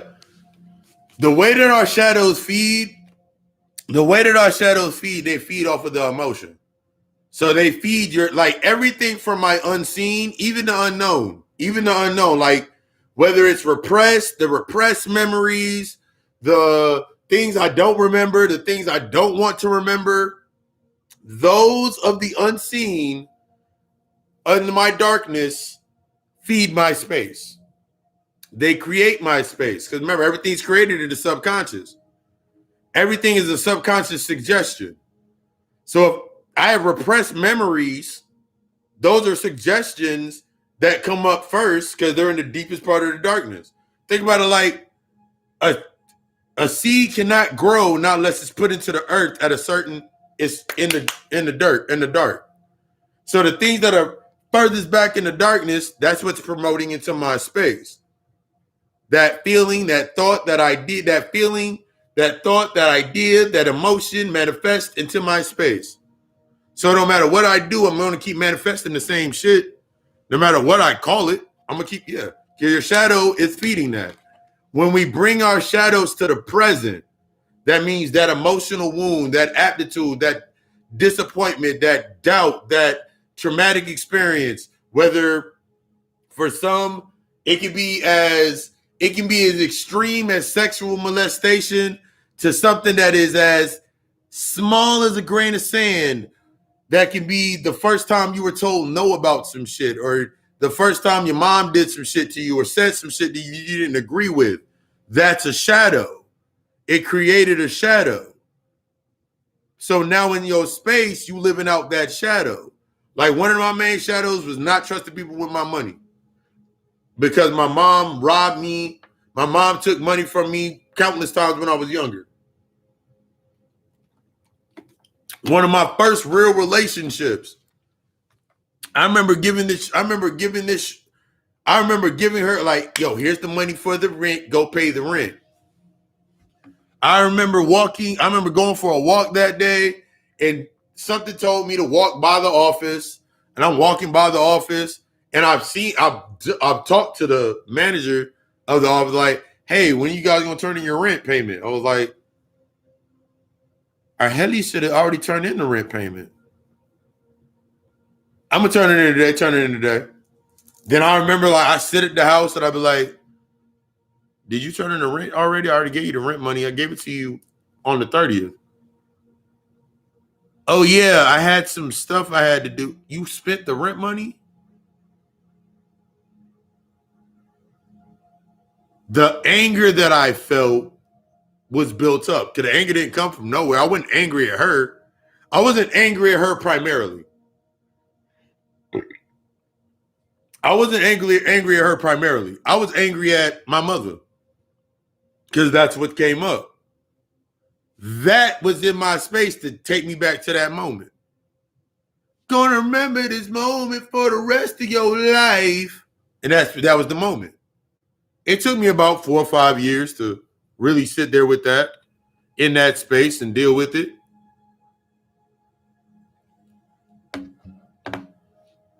Because after I did that, I remember us being there. I remember because I went there, we were engaged. I was like, oh, cool, we're going to get our place together and all this good stuff. And I remember like getting there earlier hand, and I went and got a place, and I furnished the place and did all these things. I was like, all right, cool. Because I was like, she gonna finish out her lease, then we gonna move into this place. I ended up moving into that place by my damn self. I remember the day that she found out about it and all that shit.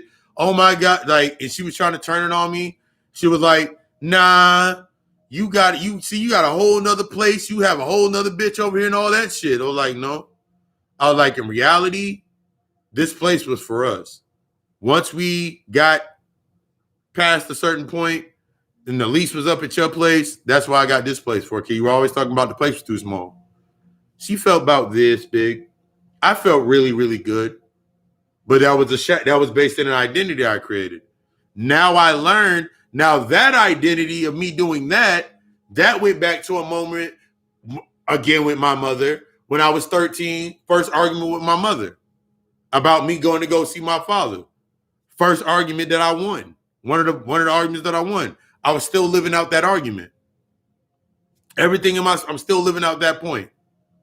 Until I'm sitting there like, oh, that's what I'm doing. I keep trying to fix that point. I keep trying to keep myself being right. It wasn't about me being right. It was about me being able to assess the situation. It's never been about you being right or wrong or wins or losses or good or bad. They're all lessons. There's no such thing. Once you let go of mistakes, once you let go of the mistake, once you let go of the coincidence, once you let go of a lot of these narratives that you've given yourself to give yourself this false sense of a moral compass, once you let go of a lot of that shit, a lot of more shit starts to make a sense. The shit that didn't make sense starts to make a lot more sense. The way that you start navigating makes a lot more sense. You stop thinking in this linear effect that if I do this plus this equals this. That's never been the formula. The formula is not this plus this equals this. It's never been that formula. You just kept acting in the same formula because every time you, whether it was the relationship, the job, wherever it was,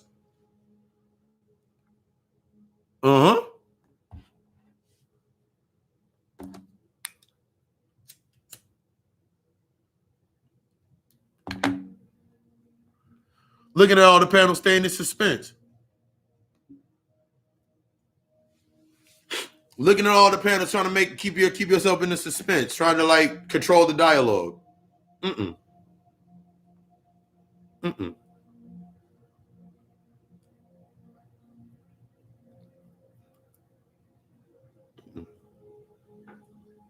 That fear aspect, that's the provisional. This is the provisional mindset. This plus this equals this. And now since I have this, I must add on to this. Then I'm going to have this. Then I'm going to add on to this. Then I'm going to have this. Oh, shit. I got to take that away. So I got to go all the way back. And now you want to keep bridging out this same point. But if I remove this identity, yeah, humanity works in this space of this plus this equals this. The spirit is in an entirely different aspect because the spirit involves you to become. The spirit is about you becoming and actually being being the observer. The spirit, from the spiritual sense, you are observing your lessons. From your human aspect, you are mastering your lessons. You're mastering the lesson, so you're mastering that aspect so you can move forward. The human narrative will have you stuck in the circle. The spiritual aspects has you going down the spiral. It has you going down the rabbit hole to get deeper and deeper and deeper into yourself. Yep.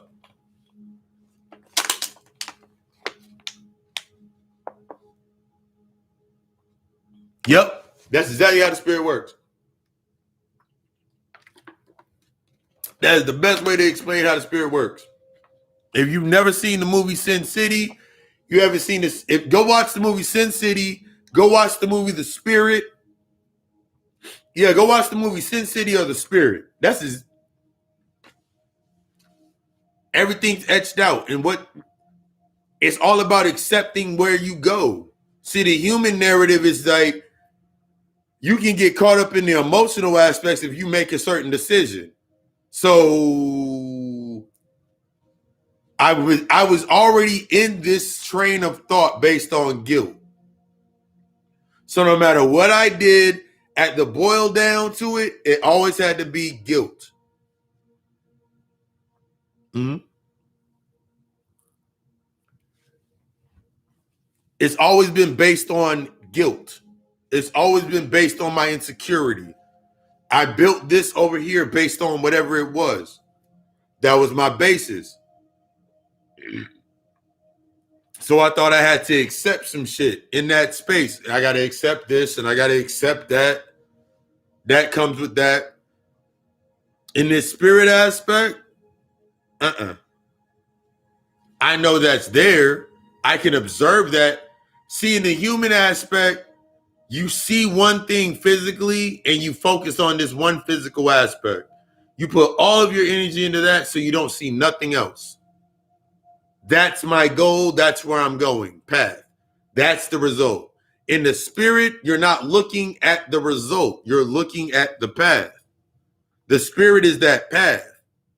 This path that I'm taking, whatever comes up, needs to come up. Whatever, okay, cool. That's the next level. That's the next point. That's the next point. That's my next point for what I must do. In the human narrative, you looking at your path, and then you thinking about everybody. You gonna be thinking about, I might hurt that person's feelings, that person, just like that person gonna hurt your feelings. And you know how many times my feelings have been hurt? And going from the aspect of not avoiding that hurt anymore. You know how many times, think about like you sitting there draking it and Carl Thomas and you listening to love songs because you sad and shit. And then you trying to make sure they can hear it. That's basically what the fuck you trying to do with your emotions. You want somebody to feel your shit. So that if they feel it with me, then they'll understand. They won't do it anymore. That don't mean nothing. It's not, that's not what it, remember that this ain't for everybody. You can't save everybody. You can't bring everybody with you. There's motherfuckers right now that have been in relationships for like 5-6 years. And they're sitting there realizing like, nigga, this shit was physical as fuck. There's motherfuckers that are sitting in themselves with themselves right now and they're realizing, just like you look at motherfuckers, it don't matter. The year don't matter. Time doesn't matter. Once you take out that time aspect, or once you remove the guise that is time, or the thing that you use to control your emotions, or to give control to your emotions so you don't deal with them, you got to sit with your emotions. That's why you'll sit there that's why motherfuckers will sit there at 2-3 o'clock in the morning trying to avoid what they need to go deal with. So then you think about it like this. You literally created a space, no matter where you stay at, where you live, you created a space in your mind that became the expression of a bar. Think about how you created an entire bar in your mind. That is your power. You created an entire club or a bar, because that bar, that club do not exist to you until someone tells you about it. So is it really there? I've told this story before about the difference between, I know where Planet Fitness is. If I go out of my neighborhood and I go to the right and I go all the way down, 3 lights, and I make a right and I turn right there into the right into the Planet Fitness parking lot at 6 a.m. The Planet Fitness is there and I can go lift my weights. My mindset had to change for me to even have that thought be inside of my space and why I created it. Everything that it would connect to. When I was going to Planet Fitness based on the attachment, the diet, the way that I would get to it was harder to get to. This is how we start creating these things inside of our mind and how fast we attract things into our space and how you bring things into your space and what it comes to your space as. That's how you attract it. Like for that instance for me, but if I go to if I go out of my complex and I go to the right, I know I got to make a U-turn at this light.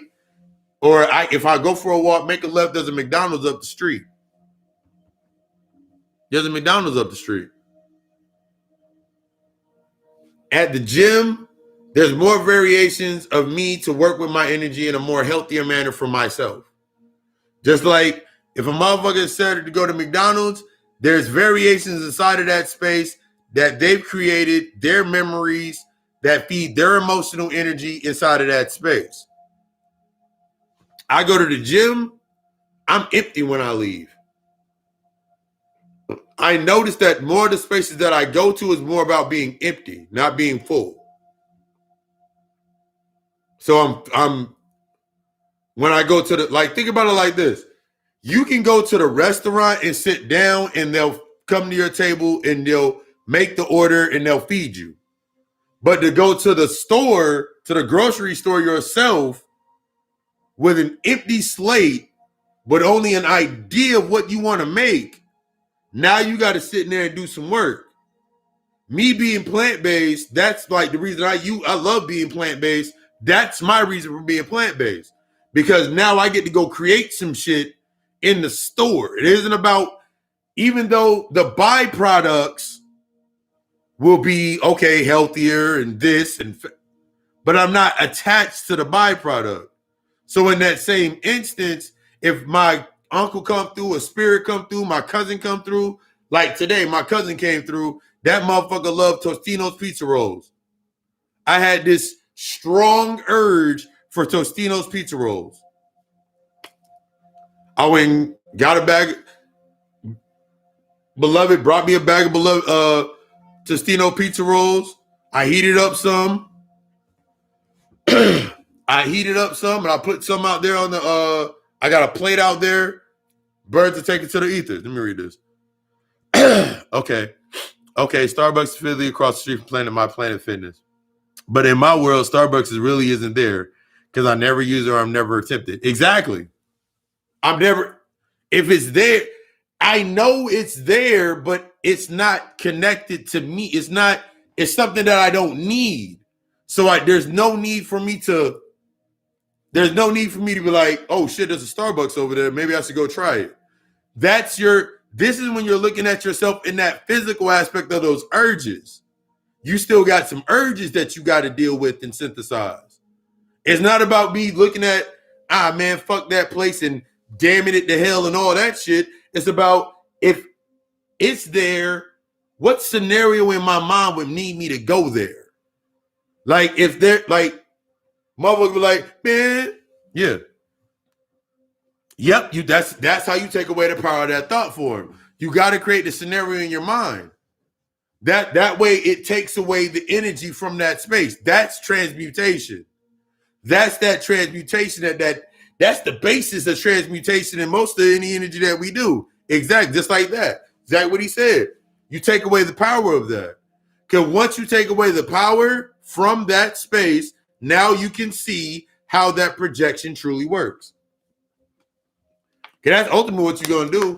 It's like, if you sat here right now, if we all were in a live space right now, let's say I'm doing this shit live, and we all in that space, and some spiritual bitches come in that they're not really spiritual, but they like some spirits, they like spiritual groupies coming to the space, and they come in, because this has happened in my lives before. They come in and then they start trying to get our attention inside of that space.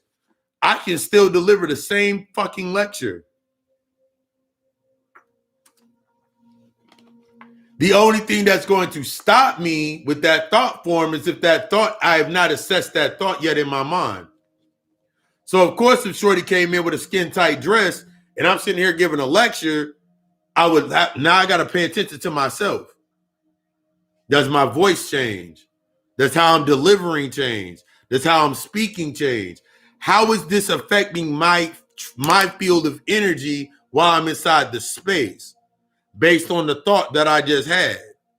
No matter what it is, the key of you becoming the master of your the master of your shit, you are a Highlander and shit, is being able to look at that and you take that energy to the highest point. I broke a lot of that shit down in one of my lectures, the sex lecture, the sex, the higher understanding. I broke down David DeVita's book, The Way of the Superior Man, that aspect, and about taking those thoughts to the highest thought of my aspect. So shorties can come in with the motherfucking skin tight shit. It's not, okay, cool, whatever. There's nothing inside of me that is going to feel shame for whatever thought. insecurity, doubt for any thought. I doubt, beloved at the house. I ain't got nothing to worry about. What the fuck? That's how you start to navigate through these spaces. That way that shit don't even exist to you anymore. Yup. You looking at, oh my God, I don't like motherfuckers no more. I can't be around, I don't trust myself around all these bitches because you know them bitches, man, they ain't shit. Okay. Still got shit you gotta work out. You mean you can't go sit in that room? Why? Because you don't trust yourself yet.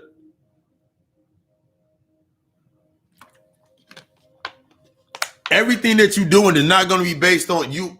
We're stepping away from the provisional way of thought to think that just because I'm doing this, that means I can't do that. Because that denies me the ability to use the energy in that space. Because think about it like this. If I'm focused on this as my positive, the negative must still exist. So that negative only becomes stronger to keep me repelling, to keep me into that positive. But the moment that this positive projection now fractures, now I go back to the negative. The negative is there to teach me the positive as much as the positive is there to teach me the negative. But if I'm only seeing it from one side, if I'm only seeing it from one side of the coin and not the other side of the coin, I never learn how to master that space. 1 second.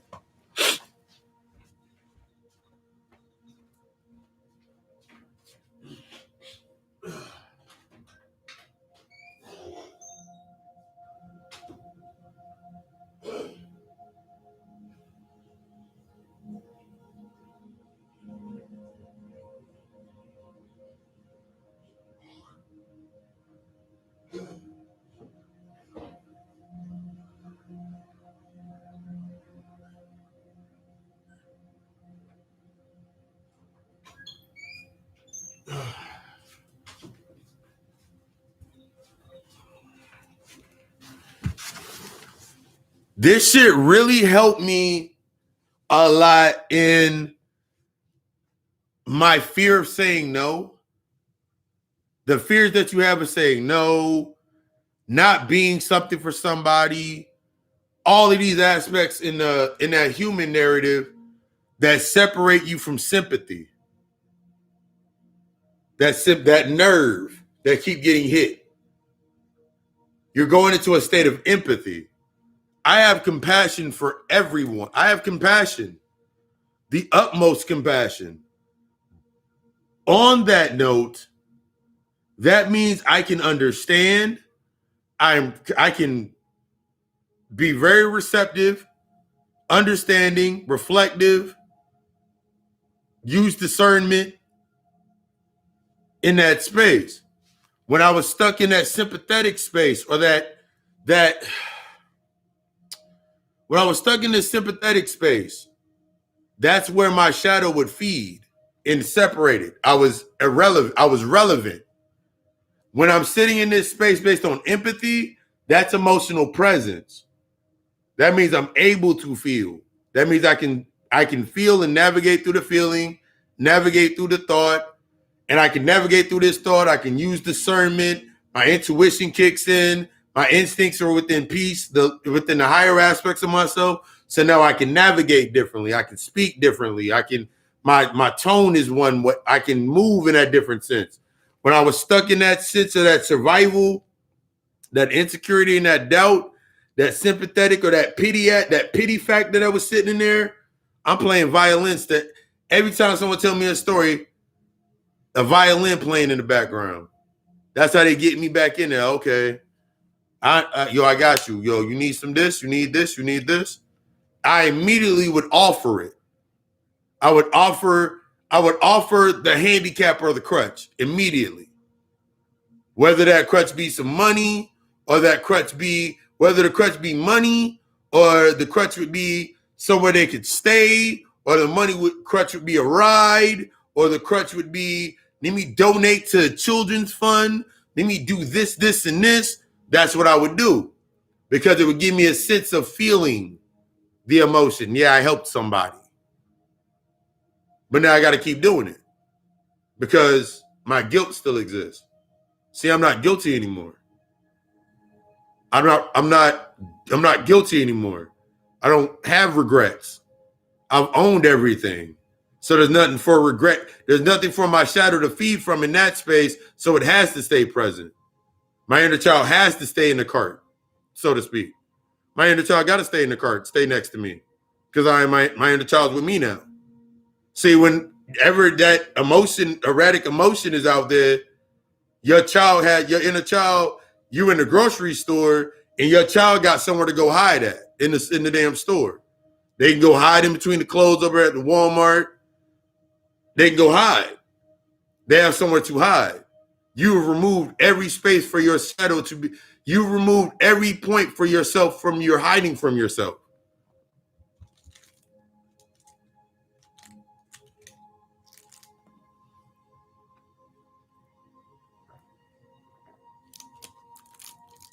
That level of power, that level of energy changes everything that you do. That level of power, that level of energy changes everything that you do. Damn, I'm running like when I tell you as an example, as my example is me. When I wake up at 4:30, it's like when I wake, whether I wake up at 4:30, if I were to wake up at 4:30, the same way I wake up with the same feeling I wake up at 4:30 is the same way that if in the middle of the day, on a day where if I don't have a workload or things to do, if I take a nap at 12, think about that nap you took when you were little when you were in school and you were little, that little nap we took in kindergarten, and your ass was on 10 after you left from that shit, when you went out and did for recess. That's how I feel no matter what time of the day that I wake up. That embodiment of that childlike energy is online. And the ability to have that power is the authority over that power. Control is not power. It's your authority over your power. The authority is where you have power. So that's where you feel that you're the strongest at. That control shit, you need an identity to control things. Mm-hmm. That identity shit, you need an identity to control some shit. I'm the parent. Think about the echo that came in I think about the echo all the time. I'm the parent. I'm the parent. One of the biggest echoes that came through my life. I'm the parent. I'm the parent. That shit led me to I remember the two relationships that I had that the women had 3-year-old, like they had boys. Not at the same time. They were back to back, but they weren't at the same time. But I remember, that's echoing in my mind. So I guess as a parent, that's why I got to do this, this, and this. Living out somebody else, living out the shadow, living out the identity. My level of we're shifting from your will versus your responsibility. Your responsibility, that's the moral shit. Your will to wield your energy and your power is not based on any external anything. That's when your power is the strongest. Simply to have your power. Simply for me just to sit here and be able to create in my mind different shit and just spit my power around. Some of the times I'll just be sitting here going like this, Miles. I'll take smoke like this. And I'll play with the smoke and I'll carry the smoke around. Throw it in different places. Because I'm open. I don't have an expectation. That expectation is gone. I have a standard, but my standard was created based on the level, not the depth of myself. My standard, your standard comes, you already have the standards already in play. Remember, just like the principles, the 7 principles, the laws of my yacht, the green, that's any of this shit, all of that shit is just the parameters of breaking down what is already naturally of you. It's just been condensed and chopped down. So motherfuckers that are not ready for it, or when you weren't ready for it, for you to take it in. So you can, but in that identity aided. So you got the byproduct. It's like similar to, it's like, think about it like this. You keep going into spaces based on the identity, based on the romanticized sense of what spirit, the romanticized presence, what the spirit was. So now you got to take on the attributes or whatever the romanticized aspect of it, whatever it was, in order to have it. Same thing motherfuckers do in relationships all the fucking time. You can be all about that person, doing things that they like and all that certain shit just to fit in based on the traumatic response. But then the moment that it comes time for you to get what you usually get around that point in time, you don't get it, then you stop. You were all gung-ho about your job, but the moment you couldn't get that day off, you stop.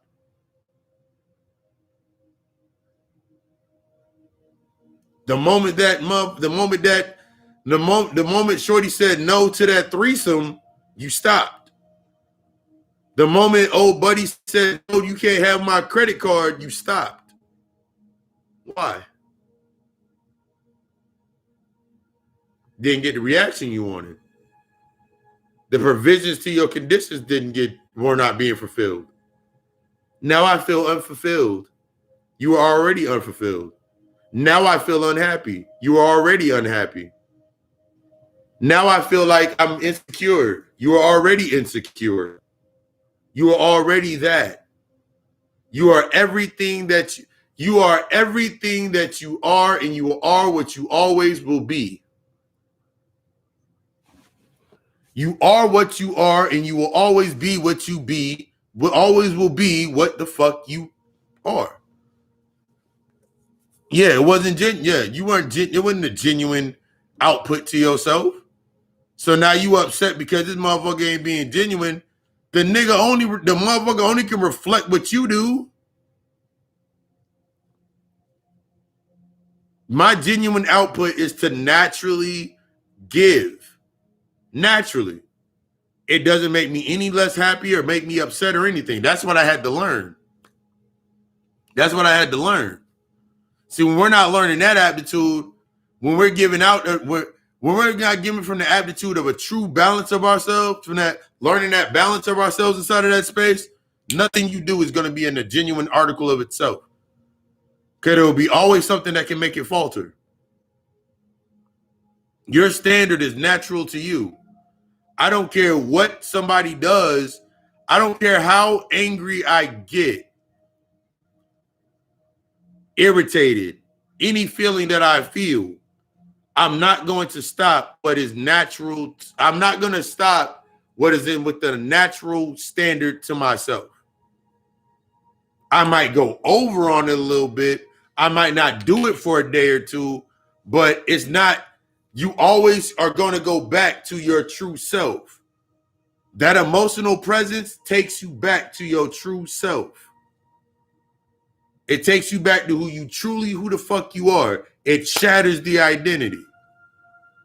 That's why when you look at motherfuckers that get in relationships and in the relationship ended, you thought you went back to your natural true self. That's who you truly were. The sloppy, grieving.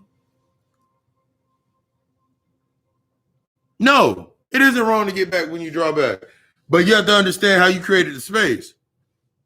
It depends on how you create the space. If I create a space where I'm open, if I create a space where I'm going in for the experience, then I have nothing to expect. That means I can naturally pull back. I naturally be like, I can step out of that right there. That isn't me. It's only when I'm going into spaces when I have and I created in my mind, it should be this way, that it don't happen. Then I pull back. That's when you get stuck. That's when I get stuck. That's when you get stuck. I remember, use it like this. If I go to my job and my job is going to pay me and all these things, the moment I go to my job, for this example, I'm going to do another example. If I go to my job that one day and they don't pay me or they send my ass home because the hours are slim. And they keep doing that to me. Now I start drawing back how hard I'm going to work because they're not going to pay me. That's an expectation. You knew when you got, like, you upset that the job is not paying you as much anymore, and they told you it was because of hours, but you thought it was because you were black or you were because you were you and all that. You gave it a whole nother twist. Going to the aspects of a relationship.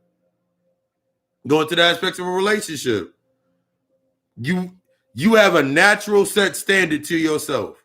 You have a natural standard. Not the conditional, not the provisional sense with yourself. You have a natural standard to yourself. The only way you know that you're operating within the standards of yourself is if you are acting out those standards to yourself on a normal basis. That means something as simple as, I like to get up, I cook, so regardless of whatever relationship I'm in, I'm still going to cook. I'm still going to cook food for me. It's still going to be good for me because I know what it is. If they don't like what I cook, then okay, I can't be mad for it. What do you like? I can probably try that too. It's an experience for me to learn to do something else. When I go into a space though, and I'm saying, okay, cool, I can cook and they got to eat what I make with all this type of shit. And now I go in that space and they don't like what I make to eat. And then I'm like, man, fuck you. And I'm upset because the motherfuckers don't want to eat what I want to make. And now I'm upset. What was I putting behind what I was making? That becomes the question. That's how I show my love. Okay. So they don't like what you like. They don't like what you cook. Now you feel like your love is being played with or toyed with. They don't like what I cook. That means they don't love me. They don't like when I do this, so they don't love me. So now when you start drawing back on that instance, instead of learning the space, remember it's working for you, not against you. Maybe it's time for you to expand. Maybe it's time for you to expand or expound upon and get deeper into the aspects of yourself to why you use that as your way in. That little bit of game. I can cook mad fucking okay. Yeah. You put conditions on. My food is the way that I show my love. If your food was truly the way that you show your love, that means if this person doesn't eat that or they never experienced that, and you say through food, that's how you show your love, that means you should be able to navigate, because love is going to be the destructive force to make you think about cooking something else. See, a lot of times we go into a space, that condition that we put in there is based on making it fit us to stay the same while we inside the space. In every space you change. In every space you change, whether you accept the change or not. So in every relationship you get in, you change. Something even if it's the most slightest of variances that happens within inside of yourself, something inside of you changes. Something inside of you evolves. That's what you went into the space for. If you go through 50 relationships and they all end the same way because they began the same way, it's not them anymore. It's 50-1. The 1% constant is always you. So was it them? Was it their lack of sympathizing for me?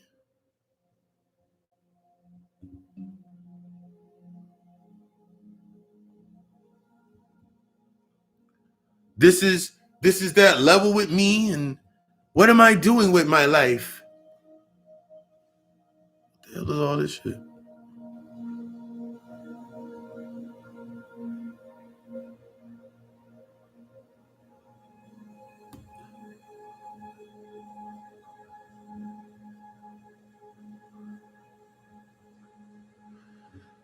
Awareness. Changing the water. But yeah, you're changing the dynamic of you needing to put provisions on everything that you do in your life. Remember, this sense of control is a provision.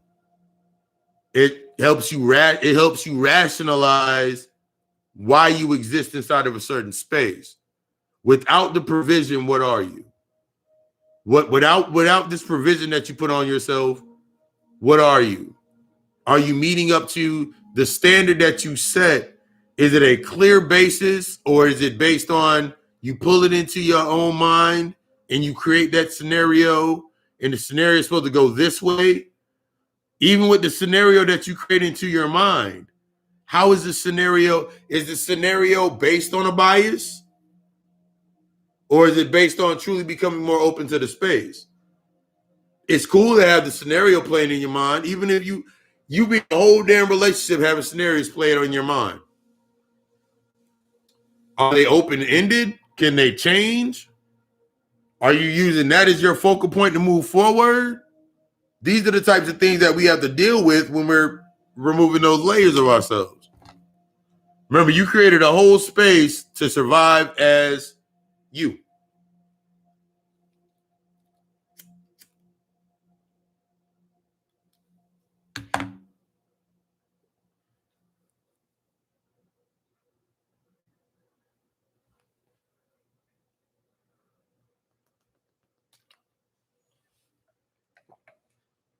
But yeah, the ultimate case, there's nothing wrong with you pulling back, but it's the way that you pull back.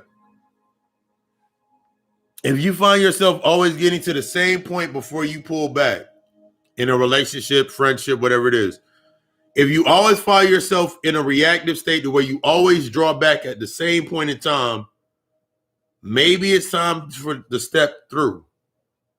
Maybe that's that point that you keep avoiding.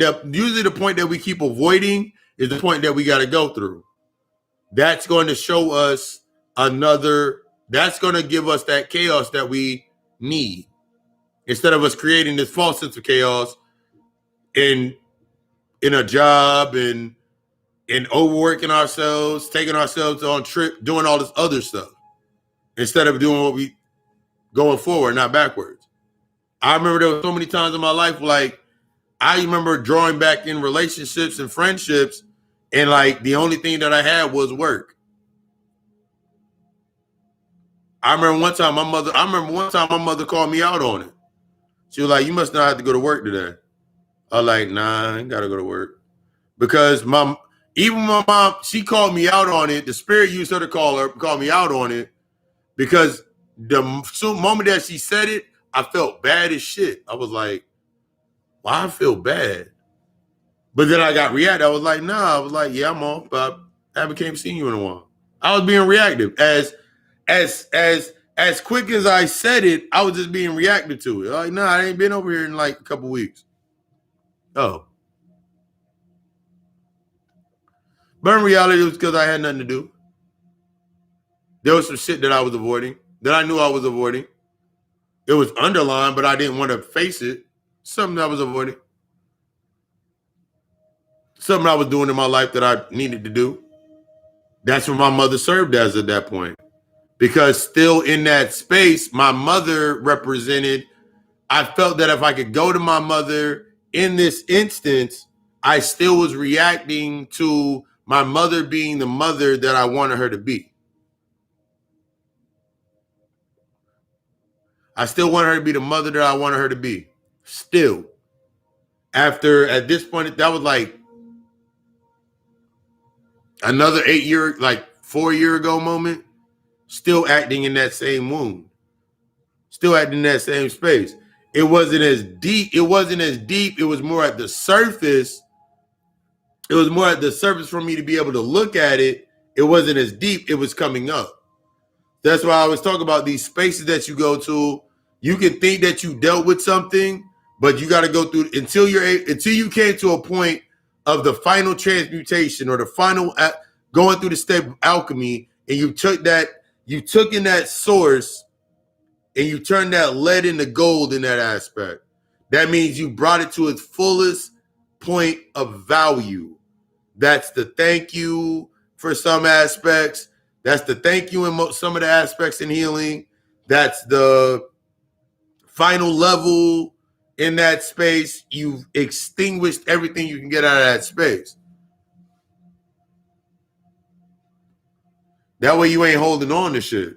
A lot of times we stay inside of these spaces by ourselves because we still trying to hold on to something. There's still something there that I know there's something there, but I don't know what it is, but I'm going to hope that it comes to the surface. And then that manifests in relationships. That manifests in a relationship as you staying there too long or not staying there long enough or you disengage.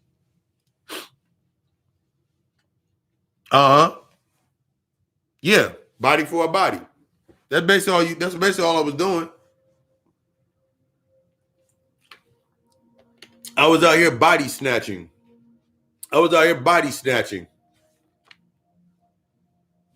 Give me this. If there was nothing on the table, if there was nothing on the table, that's what that was there for. Like, okay, cool. The relationship ain't that. Okay, cool. I always got my mom. Always got my mother. She owe me something. She gonna be the mom. She gonna be the mom today. Okay, sure. But after a while, that shit gets so fucking tiring. That's why you get so fucking tired. That's why I used to realize that's why I was getting so tired all the fucking time. Like, I was getting extremely tired. Which brought up there because I was getting extremely weak. The body was getting tired. Therefore, I was becoming vulnerable. Therefore, I was becoming weakened. Therefore, the shadow exposed itself, and then the shadow started acting out. Okay, that's what I created that shadow for, as a protection mechanism. But when you learn how to once you integrate it with the shadow and you learn how to transmute, you learn how to use the shadow as your ultimate catalyst. Because now I can go into a space and not be seen. I cannot be seen. Now I can go into a space in this sense of being invisible and allow my energy to dictate. My energy now dictates the space. My energy is not dictated by the space. I dictate the space because my shadow is with me. My shadow now can become that filter to that space. So it absorbs what I needed to absorb. That way I can just keep moving the way I move. Until you do that integration process, every space you go into gonna make you mad. Everything gonna make you upset. Anything can tick you the fuck off. Anything can make you angry.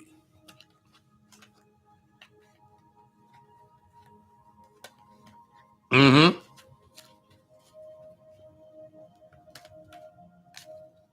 Yeah.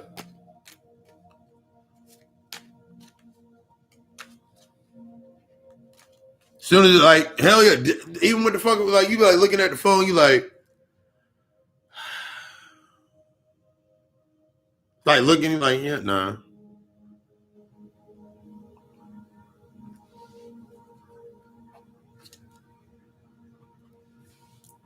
Because you stepped out of like a lot of this shit is stepping out of that. I need to be accepted. Yeah, that whole conversation was filler and fucking preservatives. And you sat there and ate that whole conversation because you felt you needed to eat.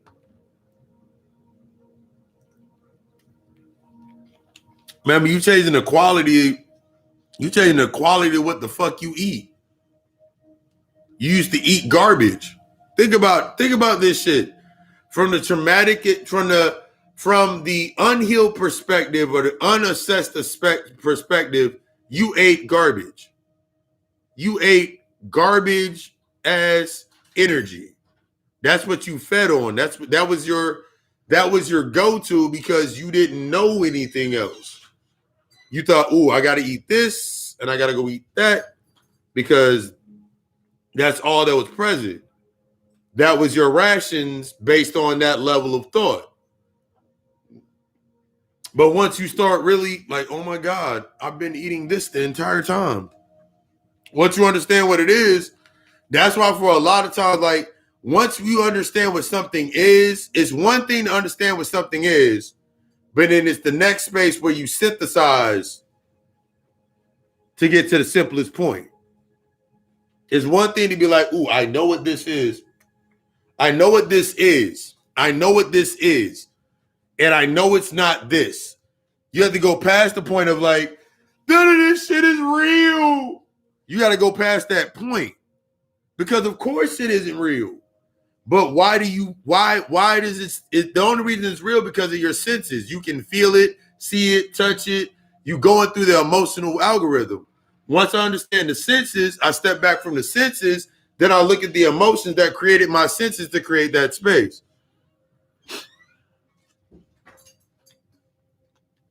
Mm-hmm.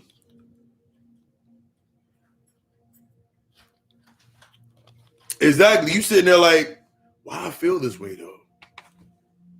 Because that's that, like, you be sitting there like, man, but I missed that conversation. Like, why? What did that conversation mean to you? Because then you'll be sitting there like, I remember going through that space for myself earlier on in my like really working, like the conversation would have to change. I noticed that when I started interacting with the spirit differently in that sense, I started interacting with my energy differently in the lower sense. It was all, remember, because it's the as above, so below. Once you apply this, it's like the conversation I'm having in the spiritual sense, they went from being these complex conversations that I was trying to have to some of the most simple conversations.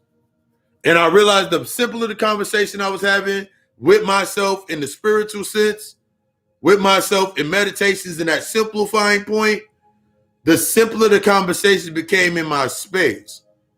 Even the most complex, even the things that seem the most complex in a human perspective became simplified to me because I made it. I wasn't complicating it anymore. I stepped out of logic. I stepped out of this logic and reason to logic. I stepped out of this logical explanation of needing to have something in my space to be like, oh my God, I miss you and I don't love you and I hate you and all this. Like, I was walking away from that shit. As you start walking away from that shit changes everything. That's why that's why it gets so fucking heavy for certain months. It gets, the heavier it is to me, the more power that you about to tap into. The level of energy that you're gonna tap into is not, you can't have fear when you tapping into that shit. You can't have, you're removing this need for an expectation of what you thought it was supposed to mean. Oh, it's supposed to mean this and it's supposed to mean that. No, that's not, apparently not. Or that would be or you could settle on that answer. Mm-hmm. Be sitting there for nothing.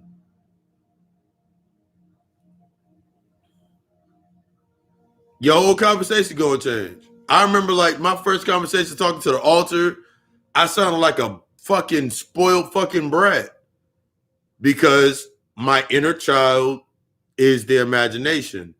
My inner child was not disciplined. My inner child was in a dark ass room. So I lit candles. Think about this. You light candles and think about the first thing you thought about when you saw candles lit. As your inner child from the distance see candles lit, you thinking birthday party. Or you thinking celebration or some shit. Or you thinking the power just went out or whatever the fuck it is. And you sit there, oh my God, the power went out. Oh my God, it's my birthday. So what do you think your conversation is gonna be like with them? Like a little ass kid, or who do you gonna sound like? Until you bring some discipline into your life. Until you bring that discipline into your life. One second. Until you bring that discipline into your life.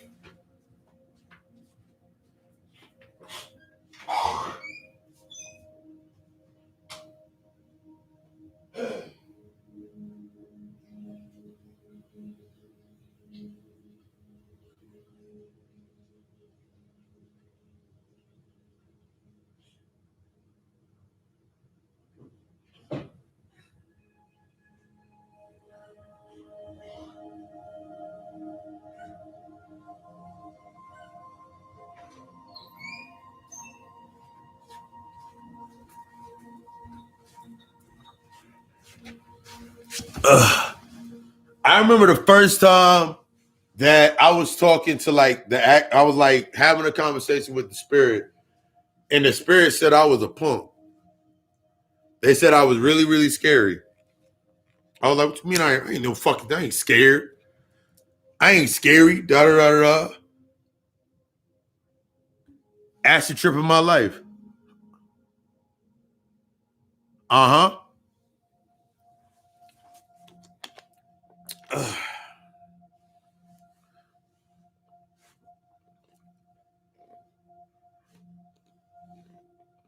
Yup.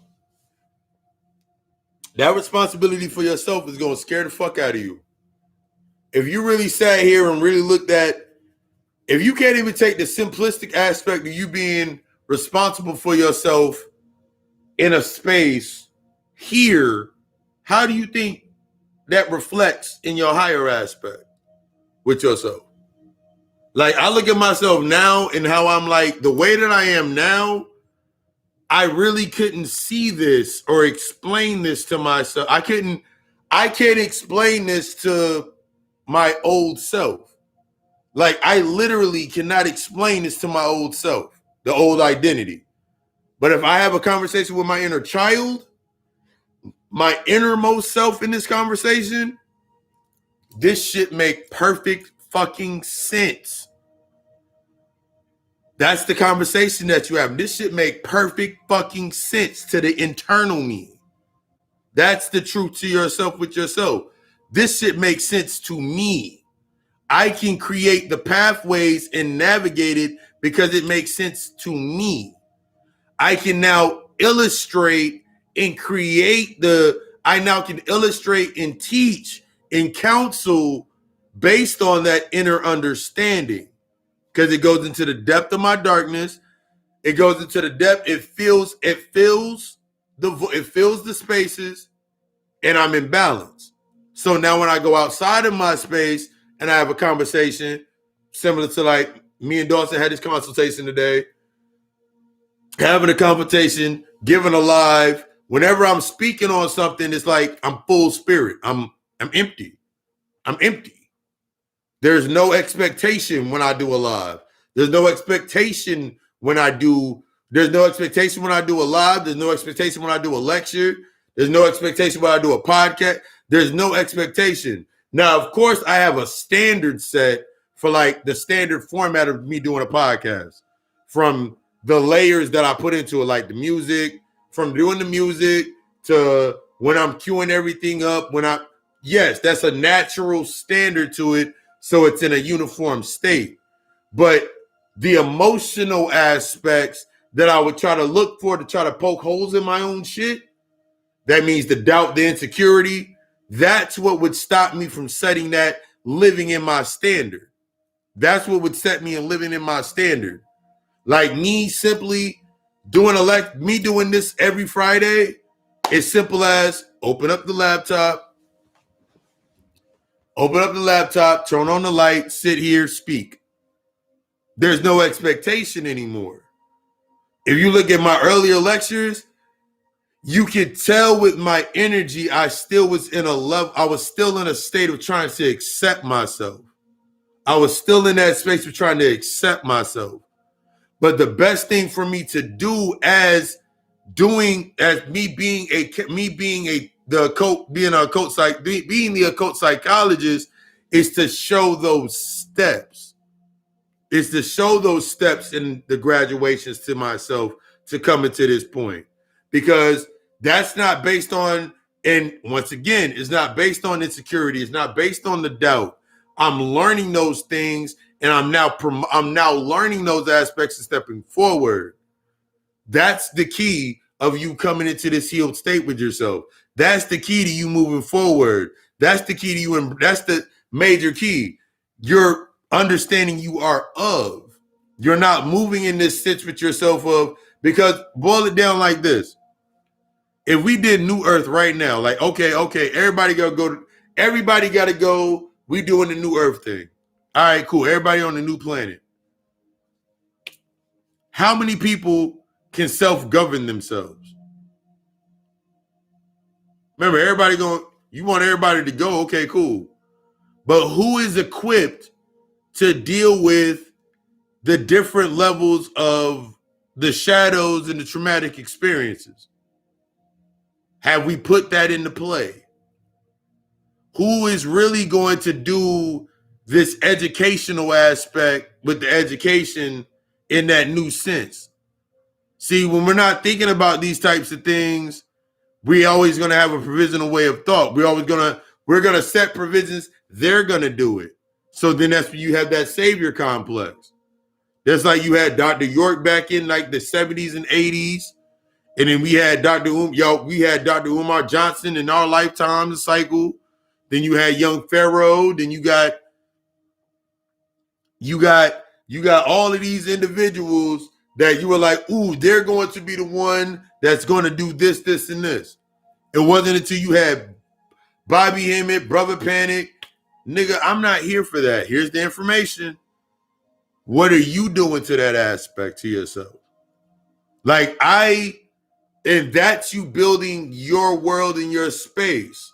That way you can interact, and that's the collective interaction. See, for my space, I am synonymous in thought, but my tier is counseling and shadow work. Mm-hmm.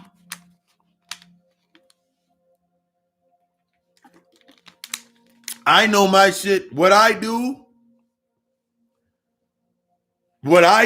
this is what I do.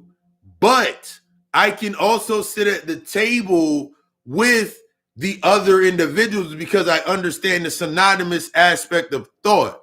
I can have conversation. I've had conversations not to take it on. That's always been my thought process. So it's like I just unlocked it.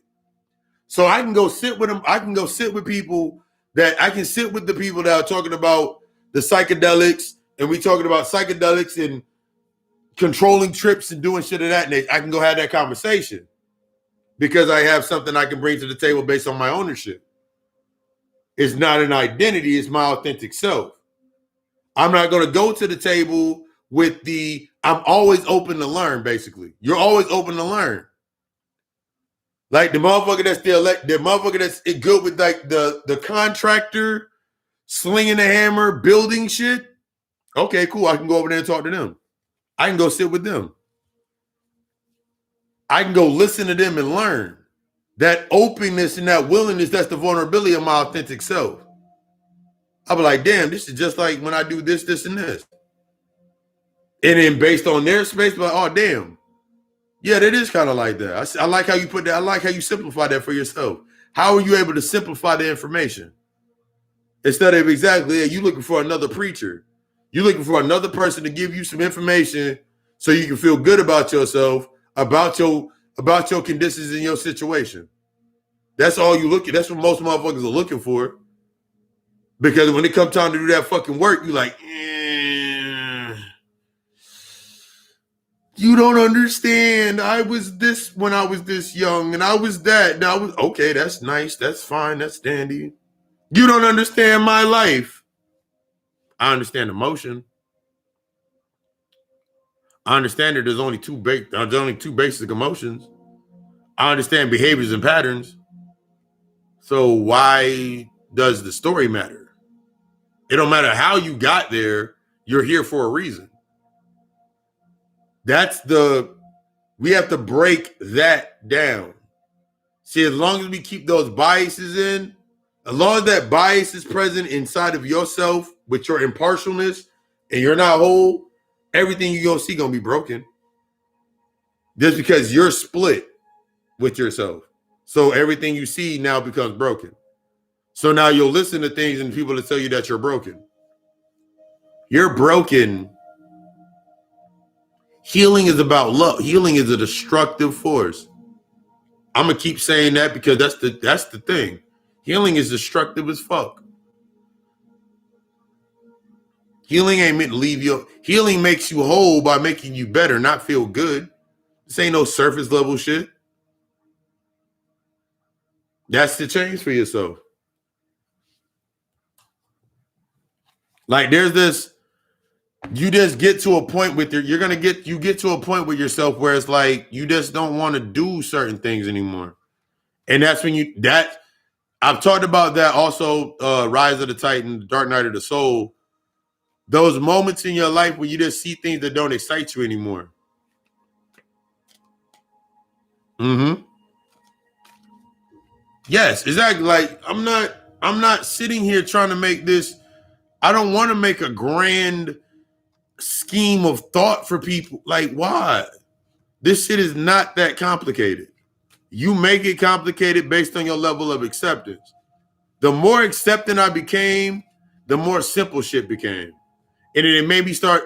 And now inside of the space, when I see people do simple shit, when I see motherfuckers walking on crates and shit, I can just be like, yep, right on time.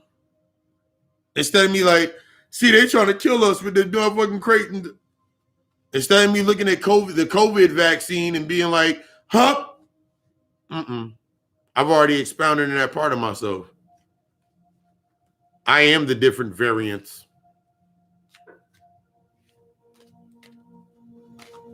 And that's not for, and then that's not for me, like that's not for everybody to be like, oh my God, he did the no, that's not for everybody to hit with me and chime in and be like, oh yeah, he said something about the Delta variant and COVID ain't real and shit. COVID is a tool that you can use. How you gonna use it? Man, they forcing me to take that shot and I gotta lose my job. You've been talking about you didn't want to be at that job forever. Mm-hmm. Put that shit under your feet. Y'all put that, like, this shit is, what if I asked you, for example, what do you really want to do with your life? And then my next question would be, what's stopping you from doing that with your life?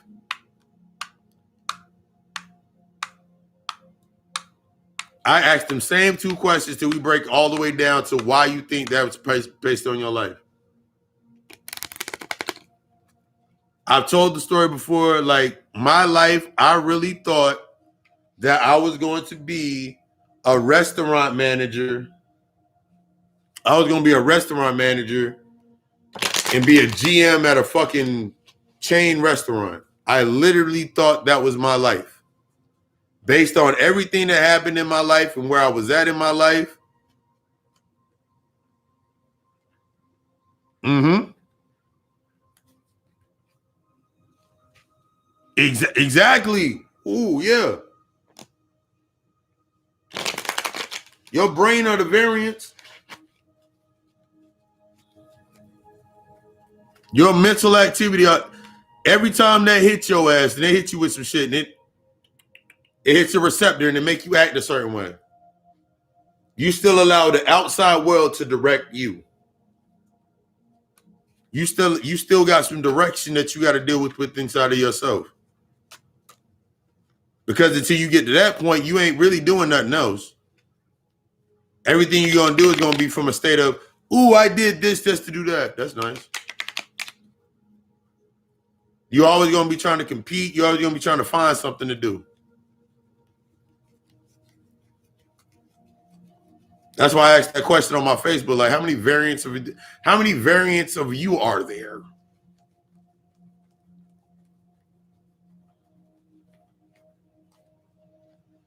Mm-hmm. All that NLP or neural networks, those are your variants. You have over, I want to say, there's 1,000 receptors to each network, and you only use when you shut down, in a sense, you only use 10% of your brain. Only 10% of your brain is mirrored into this space. And you mean to tell me 10% of your brain is riddled with trauma and subconscious experience and memories that you have not dealt with? What do you think you were creating inside of this space? If 10% of your brain is the only shit that could come into this space, similar, like, think about Transformers when they tried to bring Cybertron on, I think it was like Transformers 2, the second one, when they tried to bring Cybertron into this atmosphere, that little 10% that was showing, That's your brain in this space. That's the aptitude that created everything that created around that was your false brain. Every variant was programmed into that. Your subconscious came in. That handicap, that plug point. So if that is all that is here, that's all that is active, what do you think you would create inside of your world? World will look exactly like this or something similar.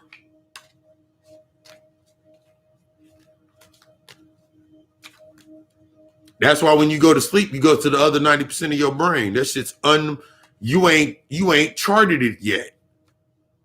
That's the astral realm, the other 90% of your brain. And until you disengage that piece that's stuck down here, you can't fully access that up there. I want a pony. I want a mansion. You can get it, but why? You can get it, but why? What's the reason? I want a pet tiger. Why? You can get anything that you want, but why do you want it? What's the reason? Is it connection or attachment? To look for comfort is to look for reaction. I had to stop looking for the reactions. Once you stop looking for the reaction, then you in that debt. Now you in that empty space. Now you cooking with grease. Now you really doing some real shit with yourself. Damn, nigga, it's scary out here. It's scary over there. Mm-hmm.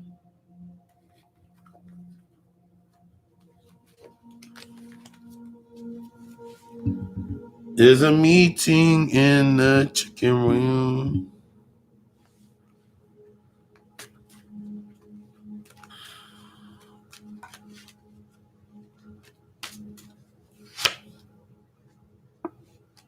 I'm pulling 10s all day. Ooh, this is swords.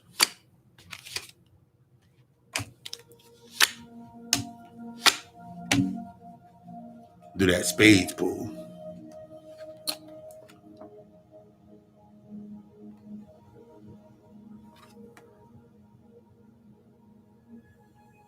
Ten of swords.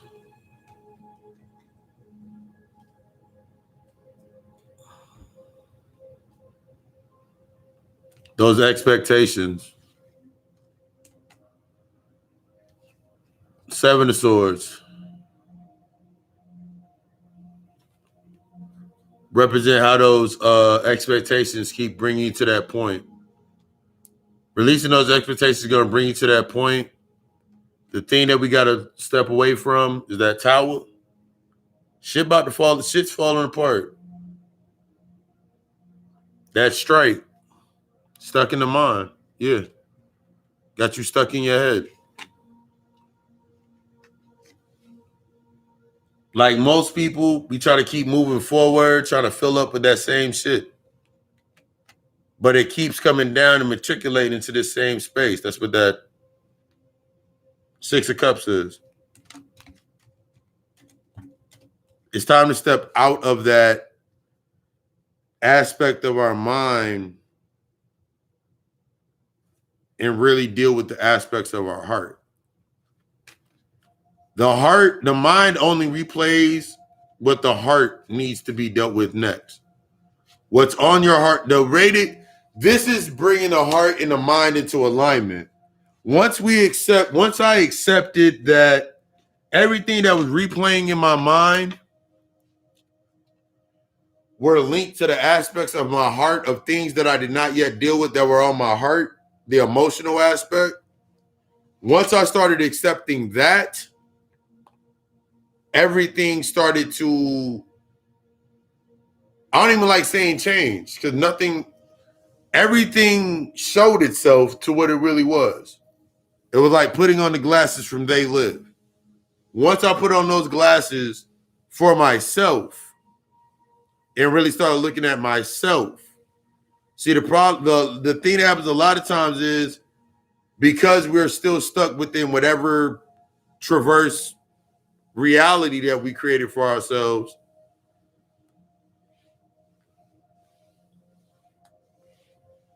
Mm-hmm. Yeah, the Ten of Swords. That's the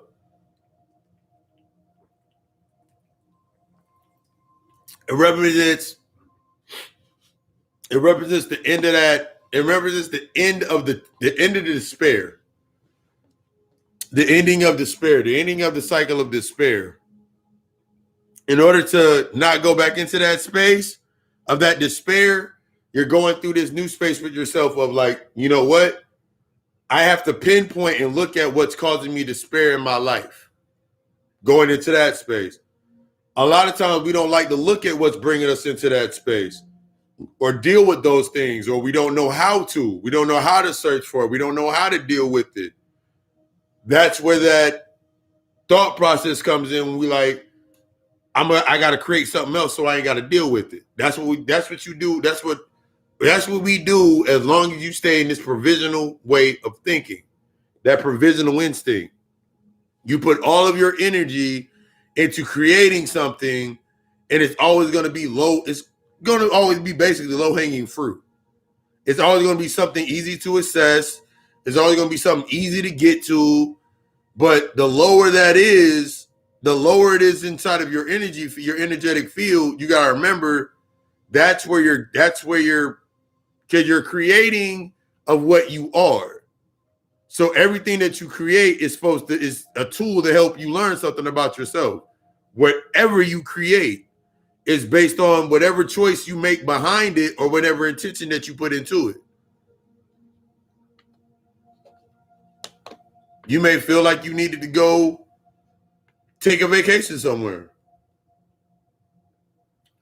No matter what you do in that vacation, you're going to be reminded of why.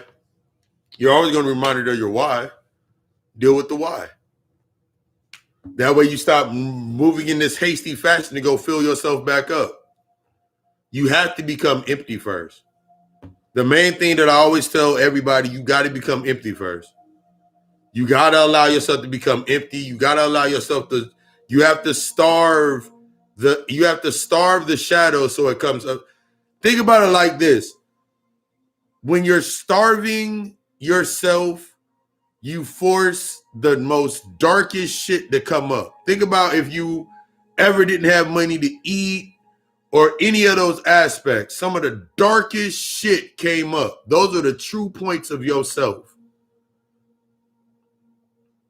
That time where you didn't have no money, that time you didn't have no money to go eat food or whatever, and you really thought about stealing out the lunch line at school and shit. That was one of the most darkest thoughts that you had, but that was one of the truest aspects of yourself coming to the surface. That was your weakness. That was your ego's weakness. Mm-hmm. That was your ego's weak. That was your humanity's weakness. You never could see yourself doing it. Why? That was your ego's weakness coming to the surface. Remember, the strength of your identity is the weakness, is the strength that you carry based on your identity. That means the image or whatever it may be. The weakness to that is the thought that comes up every single time, whether it's whatever emotion it can be, the true aptitude of what it is. So if your image is based on looking a certain way, acting a certain way, and then the weakness to that is exploring your insecurity. So now you got to starve yourself and allow yourself to get really, really ugly with yourself. And exactly in that aspect of that fasting. You got to when we think about fasting, motherfuckers always think about, I can't go days without eating. I can't go days without drinking. There's many levels to a fast. You ain't just got to stop eating or drinking. That's the fullest way. But you can literally say you ain't go what? I can give you I go 30 days without. And I had a session yesterday with my one of my soul tribe partners, and she actually reminded me of this. She actually brought this exercise to the service. I forgot about exercise from my when I was going through my sessions. Go 30 days without complaining,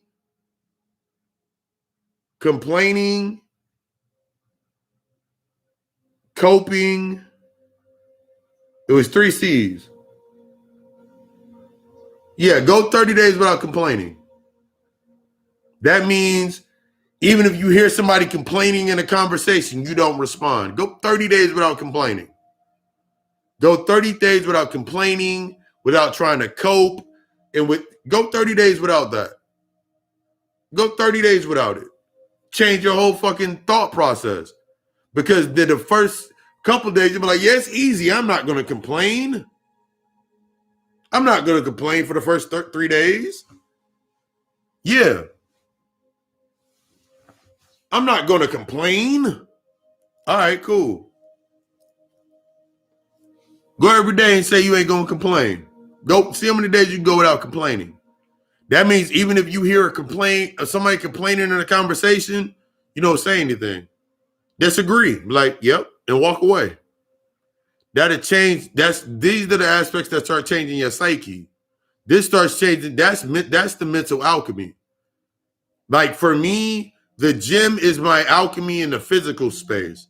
But everything that I do at the gym, I've already done in the aspect of the mental realm. It's already been done in the emotion and the spiritual. That's when I go to the gym, my gains are quick. My weight like everything that I'm doing is going to be faster down here. This is destruction down here. This is all destruction. This all matriculates based on my thought from the higher aspect of myself. I'm about to see that mirror ritual as well. But like you gotta think about things those are the tools that you're doing that removes the most. Just think about it. Now you gotta think about every time that you complain and you make thoughts about yourself or you have the idea. Yeah. Don't complain about nothing. The kids, the traffic, nothing. Don't look at the news and say them up. Don't say shit. Just say yep and keep going. Just say yep, turn it off.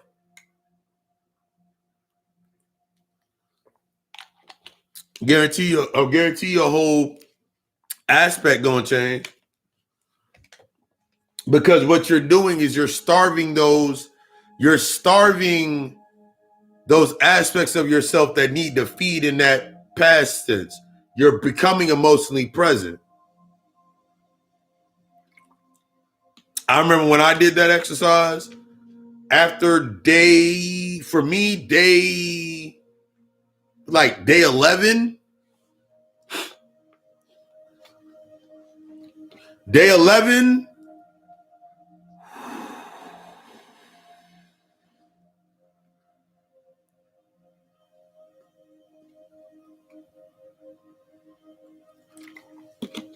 hell, y'all do it together.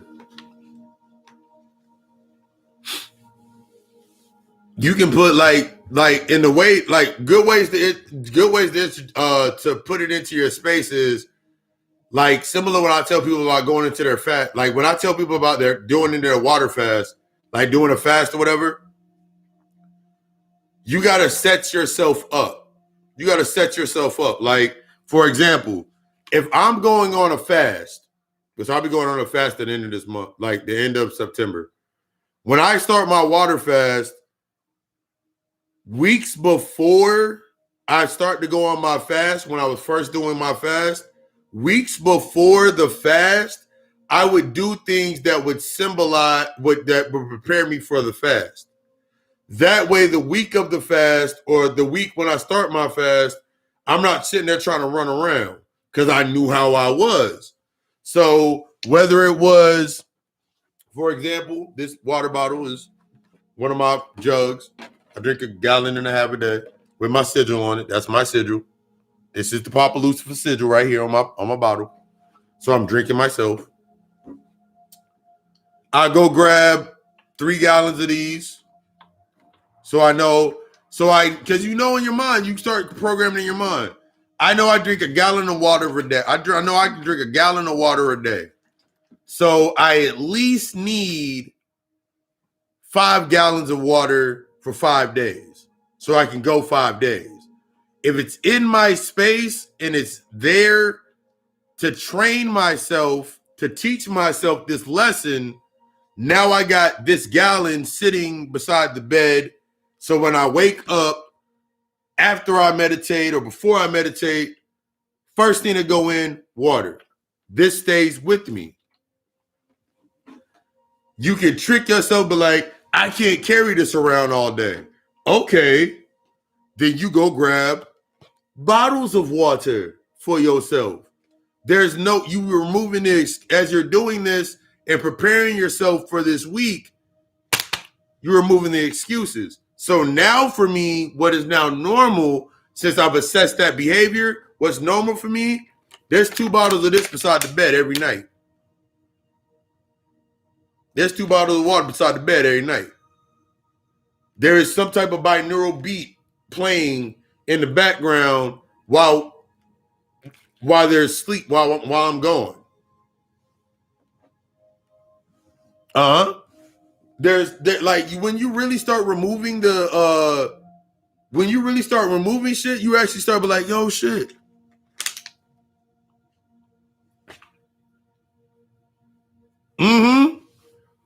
I remember my first dream. I remember my first fast. That shit fucked my head up. Like I'm like, nigga, what?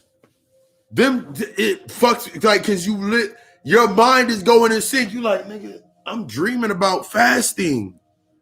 Like you dreaming about fasting, you thinking about it. It's like it becomes the second actual thought. It's the actual true suggestion. Because now you're building your space and now you're learning how to transmute. So now when you trust, this is trusting yourself this is a degree of trusting myself. So now my new suggestions in my mind would be in that example. If I know my energy's getting heavy or if I'm getting weighted down, I got this new suggestion in my mind, nigga, maybe you should fast.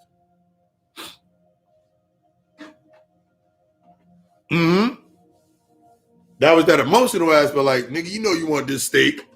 Nah, nigga, that was an old aspect of me. I don't want to eat that steak no more. 1 second.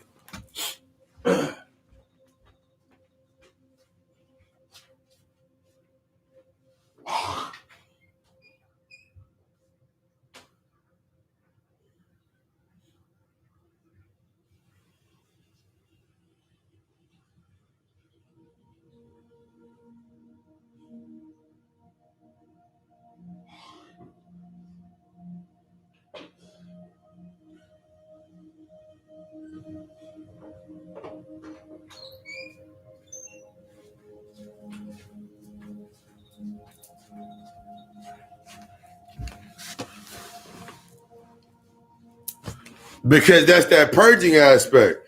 Because that's when we'll sit there and break down. We talk about parasites. That's when we'll talk about parasites and everything that happens inside of your body is an emotional byproduct. And the longer that you feed that emotional byproduct and you stay within that space, that was them parasites coming out. When you think about when you were sitting there eating that meat, that was them parasites coming out. That's the parasites coming to talk. They're like, hey, we gonna get them back over here. Whatever you do in the real world, make it real. Like me sitting out, like, nigga, I'm not really. I'm good. All right, bye. And then eventually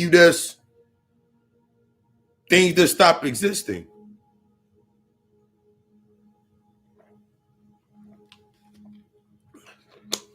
Like as we talked about the aspect of where Planet Fitness is, where I'm at, where Planet Fitness is, across the street from Planet Fitness, in the same little shopping center, there's a Mexican restaurant and there's a hotel and there's some other shit.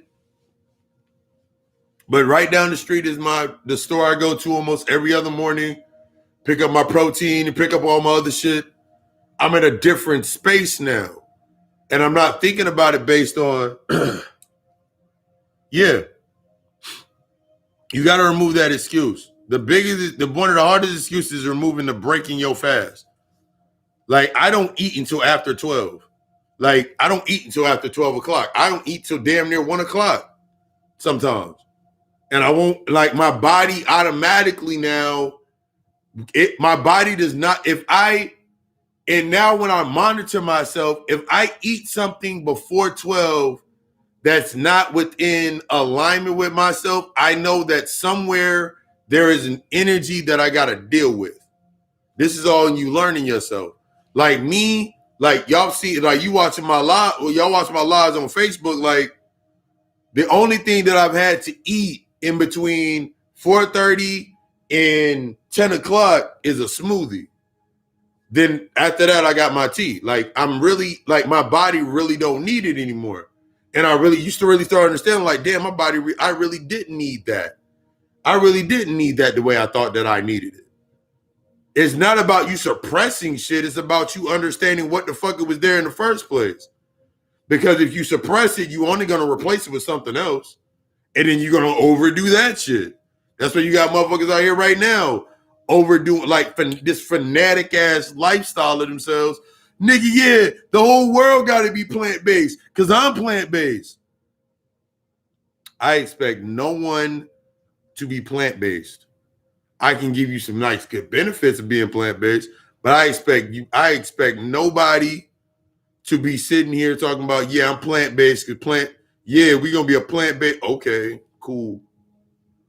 Don't none of you motherfuckers, don't none of you motherfuckers know how to grow vegetables. Do any of y'all niggas know how to grow vegetables, fruits, plant fruit trees?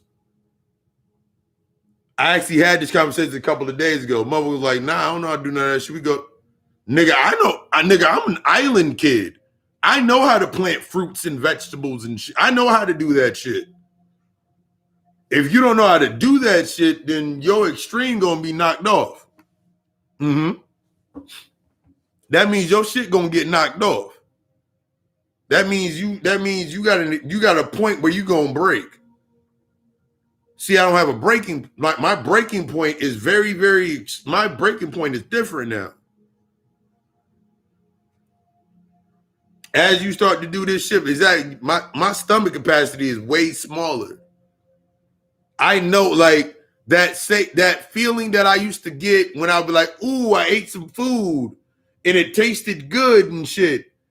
And I used to have that full feeling. That full feeling does not feel good to me anymore. Like that shit do not feel good to me at all. Like I do not like feeling full. I don't like feeling like I gotta slow down. I don't like that. That shit messes with me in that space. Cause it's like, I know it's not normal. I know it's not natural to my rhythm of myself to be forcing myself to slow the fuck down. Especially when I'm on a different time. I'm outside of time.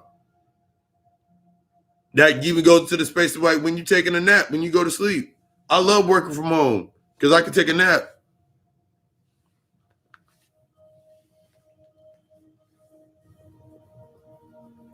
Exactly. Like, yeah, like it's nothing. It's like this is a byproduct for you. Like you sitting there like, I'm spiritual because I eat broccoli. What the fuck said? I know motherfuckers that eat fucking red meat every fucking day and have said shit to me that I'm like, nigga, it don't matter. All it is, like, if I suggested to people, like, if you have never cleaned yourself out, go clean yourself out for a couple months. If you like it, then keep doing it. But like the exact motherfucker said, like, I went plant-based and I grew my hair out and I did this and I did this, so I'm spiritual. Nigga, no, you're not. It does you no good to do anything that you're doing if you around the same bullshit. You're not. That's the ego trap shit. That's this provisional way of thinking got motherfuckers stuck in that space.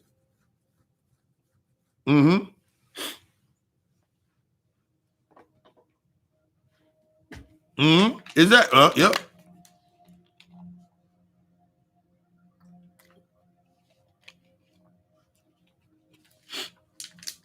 You said that. Oh my God, these motherfuckers. Why? What is it for you? That's ultimately what you're doing all this shit for. Like, what is it for you? What is it for you? What does it do for you? If it helps you open up, if that's one way that it helps you open up, it helps you stay focused, it's a discipline for you, it teaches you your discipline, cool. But stop trying to use that as your, that's what I'm doing.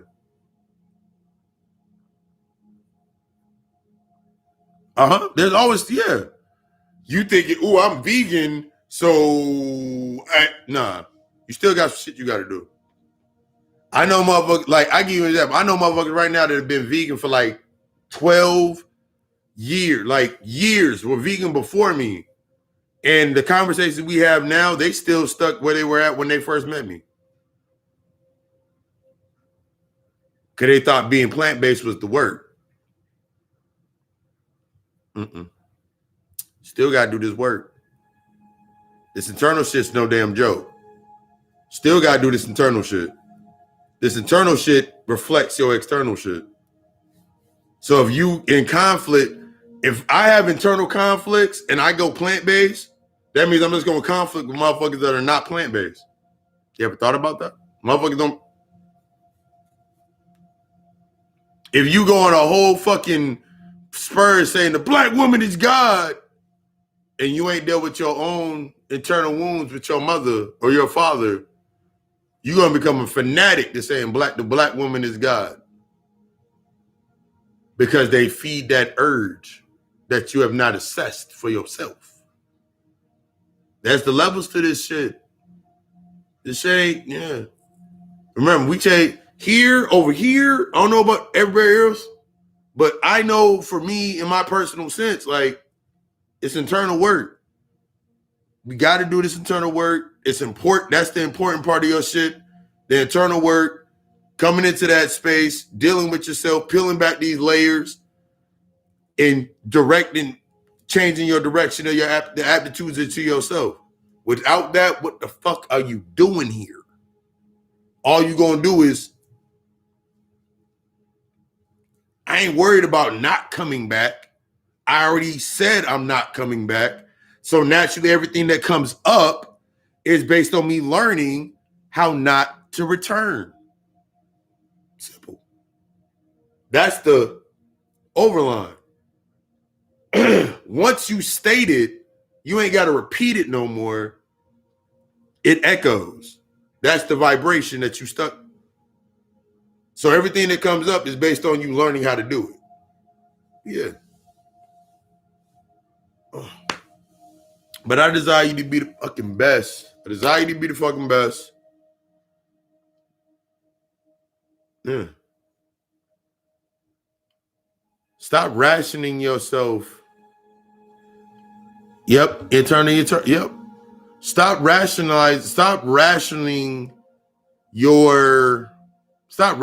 yourself in that sense. Stop rationing your emotions so you can spoon feed yourself and dip into them shits. Stop being scared to swim. You scared to jump in the pool because you can't swim, or you scared to drown. Stand up. I desire you to be the fucking best. Y'all know the links. Everything from readings, consultations, seeing what we're gonna go through next. Appreciate y'all for stopping through. Y'all know you're gonna hear about me throughout the week. Be the fucking best. Be the fucking best. Peace.